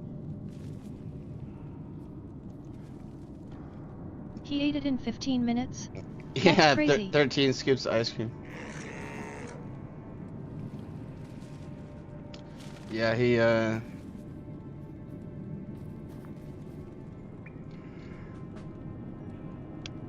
what was that? Or was there a trailer for the next episode? That's a little over a scoop a minute. That limey crazy man. Homeland is Yeah, that gonna guy's burn crazy. everything down. And we are the only ones who can stop him. I will take care of this. Once and for all. All right, let's get to work, yeah? Even if we make it out of here, we ain't surviving this war. The only thing we have left is hope. I promise you, before I die, I'll have you. Welcome back, everyone. It's Charlie. The boys have a season 5, episode 5 trailer video. There's a whole bunch of new footage, a a little couple over a minute of cliffhangers that we have to pay off, and a big supernatural reunion with Jensen Ackles, Jared Padalecki, and Misha Collins. The other boys are back, so we will break it all down. Back in town. Homelander being there during some of these that makes me want to watch also implies Supernatural. that he and Soldier Boy have made up after the events of last week's episode 2. The episode title is One Shots, which sounds like a reference to the concept of a comic book one-shot, where an artist or a writer, or like Garth Ennis, the creator of the original Boys comics, did a one-off issue of some other particular story. And in the context of the Boys, it might imply some unrelated side quest, although they kind of did that during episode 4. There was kind of a side quest to set up the Vought Rising prequel, the Soldier Boy prequel with Jensen Ackles' character, and a whole bunch of other people that they talked about during the episode. But because we are in the back half of the season now, I'm assuming they didn't blow an entire other episode just on the Supernatural crossover. So whatever it winds up being, it will also play into the actual narrative of the season, pushing things forward. So maybe the title One Shot is also a play on the idea of one-shotting a character, because that happens a lot in the Boys universe, blowing people up like wet balloons, which it seems like kind of happens to Misha Collins' character here in their Supernatural reunion moments. Everybody press F to pay respects, because it does seem like Soldier Boy just absolutely destroys Misha Collins. We still do not know who he is playing, but he might just be a character who works at the Global Wellness Center, which is like Vought's rehab facility, which is where Mr. Marathon, Jared Padalecki's character, is staying. And they have confirmed that he is playing Mr. Marathon, the person who preceded A-Train as the speedster on the 7 until he got too old and started to lose his powers. He started to get slower, and he got a really, really bad drug problem, which is why he is at the Vought rehab facility. As you can see from his original costume in the Boys comic book, he's meant to be more of a parody of the Flash. So Jared Padalecki as the degenerate version of the Flash. Based on the footage, it seems like Homelander takes Jensen Ackles' Soldier Boy to the Global Wellness Center, and they meet with Mr. Marathon for some reason, and Misha Collins just also happens to be there. That's why I say he might just be a character that works at the Global Wellness Center. I remember reading any scripts. I remember being in the makeup trailer one morning and you looking over to me. I haven't read the script. I'll read the script. Script reads you. Eric Kripke, who created the Boys TV show, also created the Supernatural series, which is why there are so many Supernatural crossovers and cameos and major characters on the Boys TV series. When he started doing the Boys, he just started bringing more of the Supernatural actors that he was still friends with from back in the day onto the show. There have already been many of them in previous seasons. Jensen Ackles was just the biggest one with Soldier Boy because he was one of the main characters, and it's taken this long to get Jared Padalecki on because he's been so busy with other TV shows. Misha Collins too, because he knew he was going to have the big moment, so he was like, okay, now I'm going to do a real big Supernatural reunion with all three of them together. But like we already had Jim Beaver, who played the previous president, he was Bobby Singer on the Supernatural show. Jeffrey Dean Morgan, who was their father, John Winchester, on the Supernatural TV series, also played Monkey, Butcher's friend inside the CIA during previous seasons. Rob Benedict, who played God on the Supernatural show, actually was Splinter in the previous season, did the most messed up stuff. So when Eric Kripke said that he finally got Jared Padalecki and Misha Collins on the show, he said that he was also similarly going to do the craziest things that he could not do with them on the Supernatural TV show, like something super messed up. So we will see what kind of degenerate stuff they get up to during this next episode. I don't know how many episodes Jared Padalecki is in. It might just be the one episode, but we'll see. My assumption is they go to see him because they either need a speedster to do something or they need some information from him, and that's why it's important that they find him. There are a number of references to him in previous seasons, like at Vought Tower, he appears in Adam Bork's pre-production sketch for the Dawn of the Seven movie, and he's credited in the movie playing himself in the movie, but he doesn't actually appear. Like Jared Padalecki hadn't been cast yet, so at the time there was no actual actor playing Mr. Marathon. He was just a character who existed in the context of the Boys. Recently, at the beginning of the season, there was a news ticker during one of the broadcasts saying that Mr. Marathon had gotten into legal trouble facing prison. He accepted a court-ordered stay at the Global Wellness Center in Malibu, California, which is the place where you're seeing him in all these Supernatural crossover scenes. Just implying that whatever he might go to prison for, it's drug-related. Like all the other members of the Seven, he was a complete degenerate. Lamplighter said that he and Mr. Marathon used to sneak college girls into Seven Tower. Basically a lot like the Deep's character, but probably not quite as dumb as the Deep's character, just because they made making him dumber and dumber each season, mostly using him for comedy. we get another scene of Homelander looking at what seems like a statue of him inside a courtyard here, and it just seems like it's more to the idea they're trying to push him as the Messiah, as the Savior, the Prophet, as they technically call him, because they said that they couldn't actually call him God because there wouldn't be enough people who would actually buy it. So it just seems like Homelander's getting gassed up by the idea of having more statues to himself. Those who seek to destroy me, I offer. It seems like at some point Homelander actually sits inside the White House, inside the president's chair behind his desk, like he is now taken over officially the United States, even though before it was more like a puppet president just kind of doing what Homelander told him to do, but now he's actually sitting in the chair. This is also a big comp to the end of the original Boys comic book, which they're changing drastically for the TV show. Like, the show won't end like the comic book ended, but it did end with them in the White House with a really big WTF battle.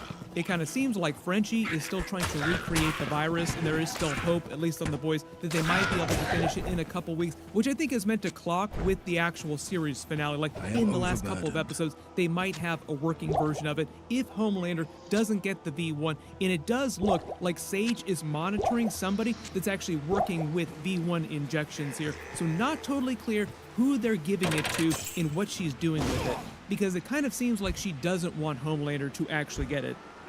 One of the early theories is that she was the person who told Bombsight, one of Soldier Boy's former squad mates, former teammates, to steal all of it from Fort Harmony before Homelander and Soldier Boy actually got there so that they wouldn't be able to get it. Most of that episode was meant to set up his Vought Rising prequel series, which takes place in the 50s right after World War II, right after he and his initial squad mates that Sage was talking about that she mentioned got the V1. So a couple of the others that we know are going to be on that show that we might see in future episodes of The Boys, if they really want to set up all the characters, are Private Angel, Torpedo, and then obviously the Stormfront reveal, who was going by Liberty during the 50s after World War II, so that people wouldn't know that she used to be a Nazi just a couple years prior. You have to remember this is right after World War II. And I know the next big question now, is Stormfront really alive? Because they had that big moment where Soldier Boy's like, there's no way she would kill herself. Did you see a body? And Homelander does not reply like, no, he didn't see it, because all he saw was the newsreel footage with a body bag, but not the body inside it. In the original Boys comic book, it's so hard to kill a compound B superhero that usually when Vought wants to get rid of one, they'll just lock them up in a deep dark hole where they don't have to deal with them. Kind of like what happened with Soldier Boy putting him into cryo, stuff like that.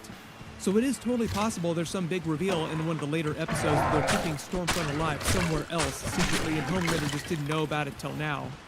But because they're using so much air narrative during this final season to set up that Vought Rising prequel, I'm just expecting to find out more about those characters before the actual finale, because we're supposed to get those episodes early next year. We're not going to have to wait that long to actually see what's going on. So do not be surprised if you hear more about his time during the 50s, Soldier Boy's time during the 50s, and what Vought did during that period. Your brother won a silver star for bravery at Anzio, and that's what made you beg your father to buy you a spot in Dr. Roth's trials.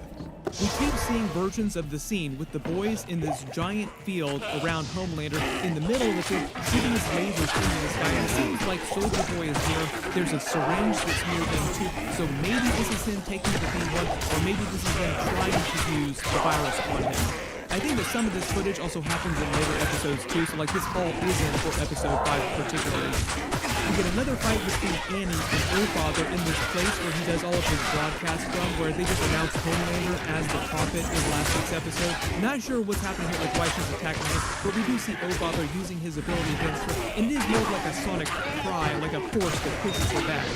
We get another scene between Annie, Marie Moreau, and Jordan. Not sure which episode this happens in either, but they've been mentioning them a couple times in previous episodes this season, so eventually we will see them show up on the actual series as part of the narrative to take Homelander down. They were working in another place in the context of what the Boys were doing previously, and they spent so much time during Gen B Season 2 setting up the idea that Marie was meant to be like Homelander's surrogate sister, created the same way Homelander was, not actual biological sister, just treated the same way that Homelander was created. So maybe her bloodbending ability would be powerful enough to work on Homelander.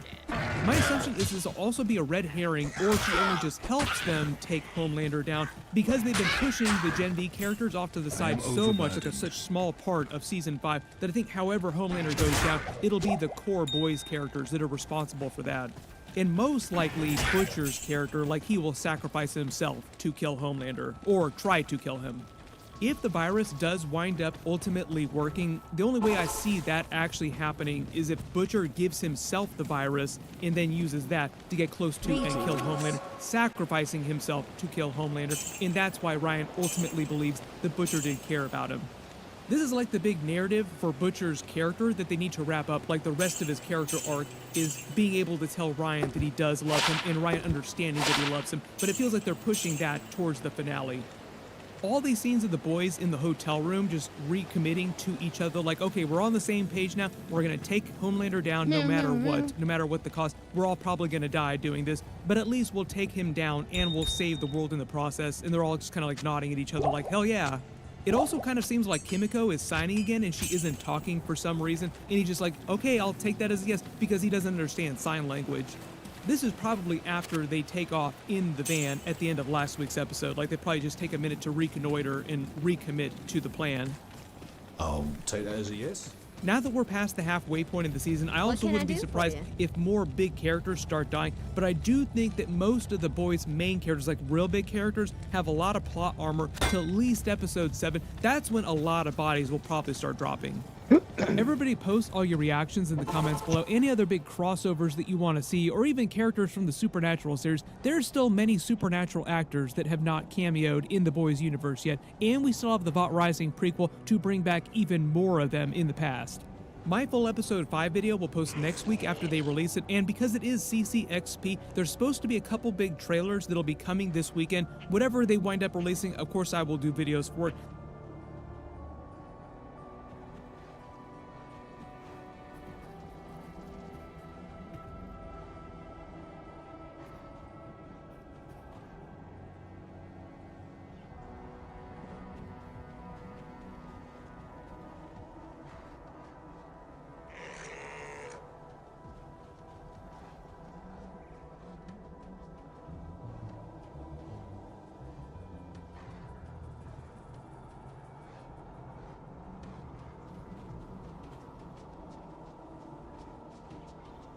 Okay, I gotta get. I'll see you tomorrow. Later today. Alright. Use code Have a good Doomiverse night, in the VRJ. Fortnite Thanks for item stopping by. shop / Epic Store to support me. Doomiverse # Epic Partner. I appreciate it. I'll see you tomorrow.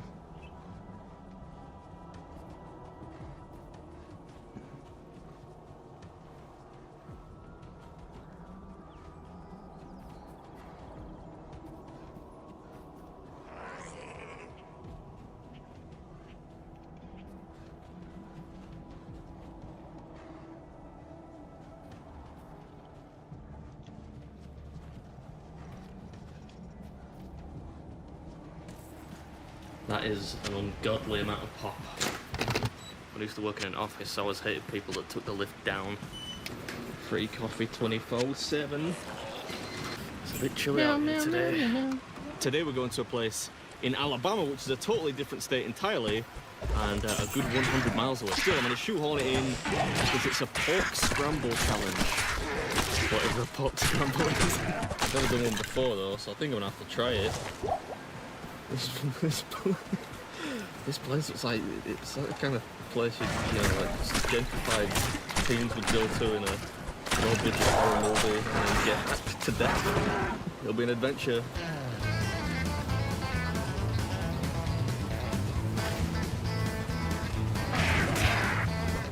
There we go, we're officially crossing the border now into Alabama. I should say sweet home.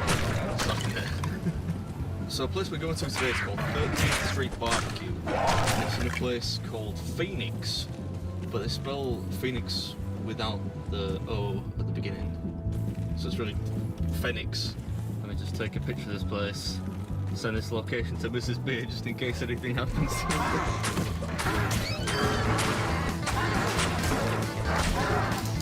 Oh, you've seen my videos? Yes, I have. Oh, thanks very much. That is wild. All the way out here.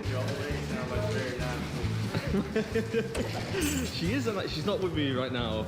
But yeah, she's a nice lady. I'll tell her that. Even a Mrs. Maid fan out here. This is amazing. I've never called her my old lady before. That's a new one.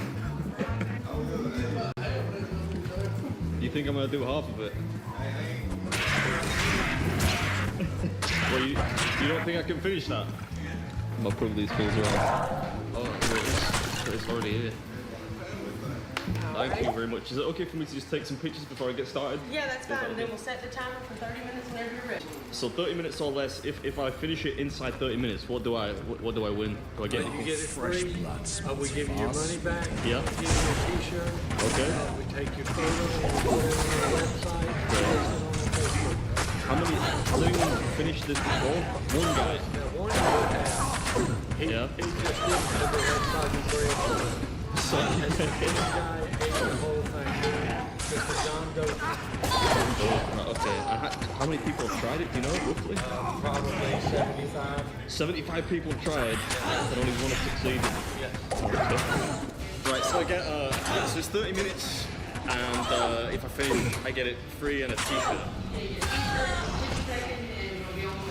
All right. Okay. Well, yeah, whenever you are ready, I'm ready. We going? Great.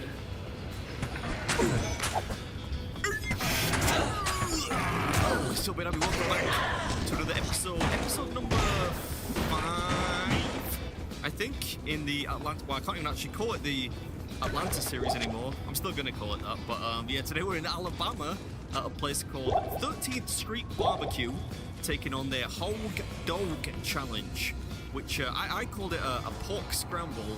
That's actually incorrect. It's a scrambled dog, which I think sounds much worse. Doesn't sound appetizing, but therein lies the contradiction, because this thing was flipping delicious. It was lush. I can't even articulate just how good this was, but I'll analyze what's in there as we go along. You get 30 minutes to finish. If you can, you get the meal on the house, and most importantly, you get it. That's right, a winner's t-shirt. So I think it's called a pork scramble because there are little bits of hot dogs in there, some pulled pork, I think beef, cheese, gherkins, crinkle cut fries, and little soggy pieces of bread for some reason. Yeah, that was one somewhat confusing element. Wet chunks of bread. What am I, a duck? Fortunately, the rest of the stuff was right tasty, you know. So it wasn't too bad. The meat is delicious. I can't use this yet. That is a really useful rule. If you go to a barbecue in America, the more dilapidated it looks on the inside, the better the food is. And however good the food is, it's pretty much all that counts. I think I've been here too long. That sounded like one of those corny American TV advertisements. How good the food is all that counts. Corny, but true. Because I don't want to be unkind about the restaurant, but I think you would probably describe it as rustic at best. It's not a particularly glamorous spot, but that is usually a good indicator, as I mentioned, of the quality of food, especially when it comes to barbecue. And this food was out of control. This is my favorite meal of the trip so far by a mile.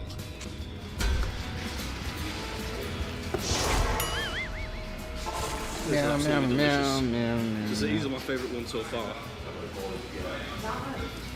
I couldn't really get my head around the wet pieces of bread in there. You got that whooped, don't you?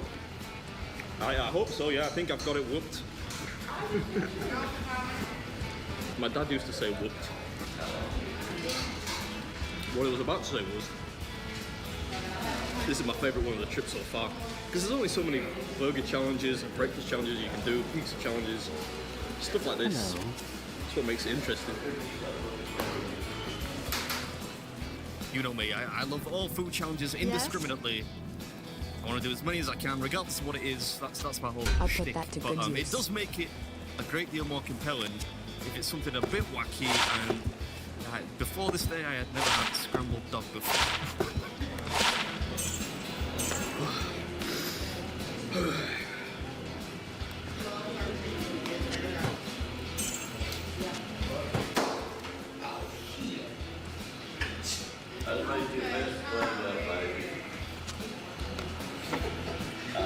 I thought it was like a drive-by. I thought we were under siege.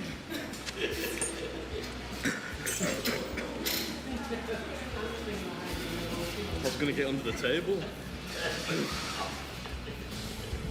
Not that I want to stereotype America as the land of violent crime or anything. That was just a little bit of levity. I think it was a bloke who dropped a drink, but it was a shocking sound. Momentarily, thought I might be under attack. Land of violent crime, huh? We're getting there. $24.95 is the cost of this meal, but yeah, if you finish it inside 30 minutes, it's free.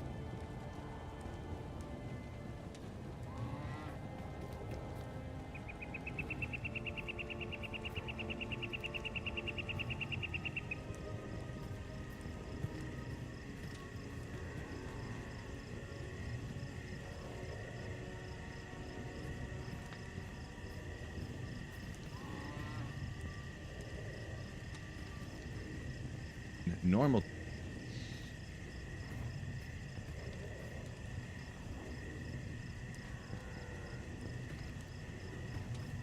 Up here, highly recommend you get that point into this. It just slows down anything that's in the route. Now over on the demon tree, this is a whole bunch of 1-point wonders here. Use it on anything so it gives you. I'll let you kind of pick and choose what you decide you want to use. I use purge on when it's packs of monsters, and then if it's just one, maybe I'm finished the Bale waves. Now I'm going to go do Bale. I go ahead.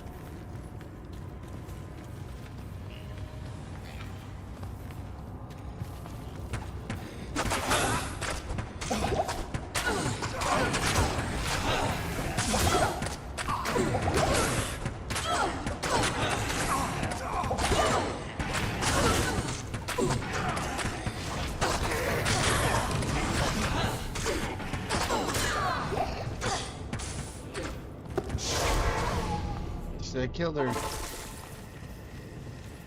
Good evening. The Order welcomes you.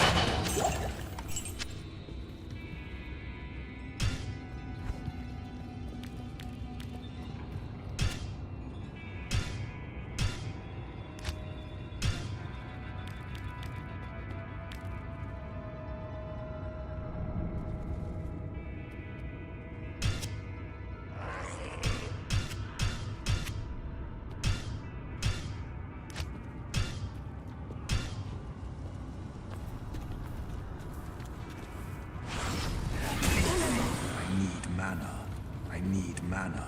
Not enough mana. I need mana. Not enough mana.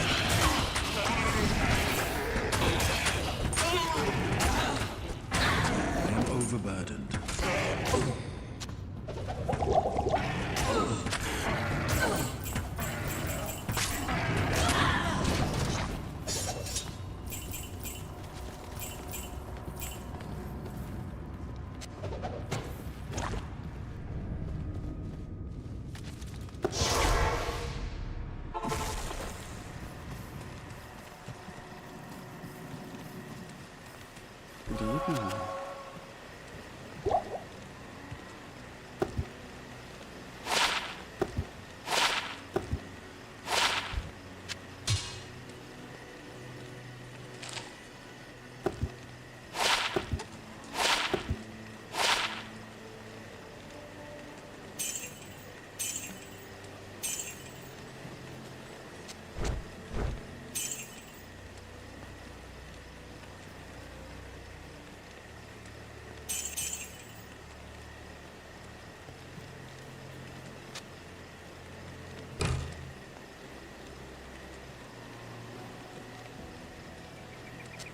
I can't use that.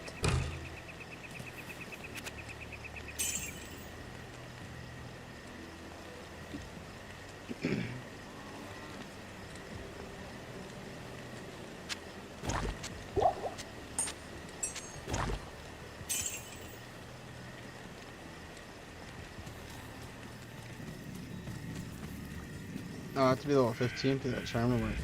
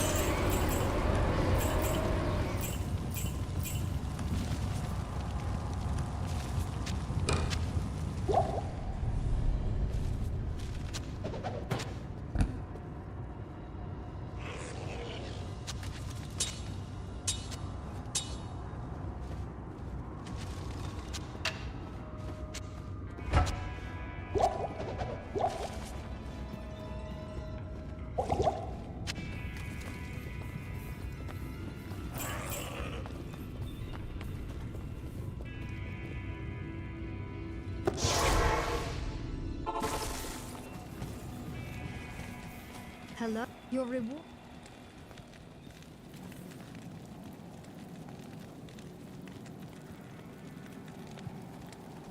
Greetings.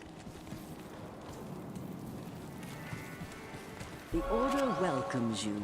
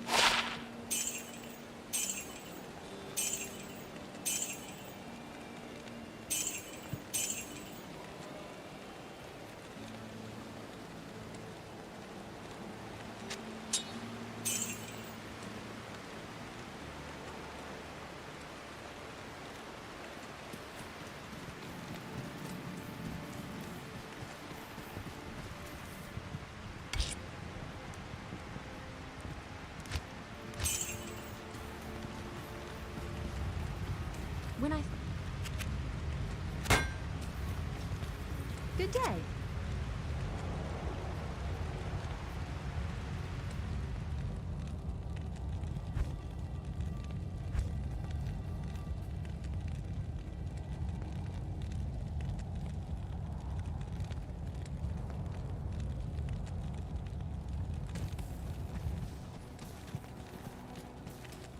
good day.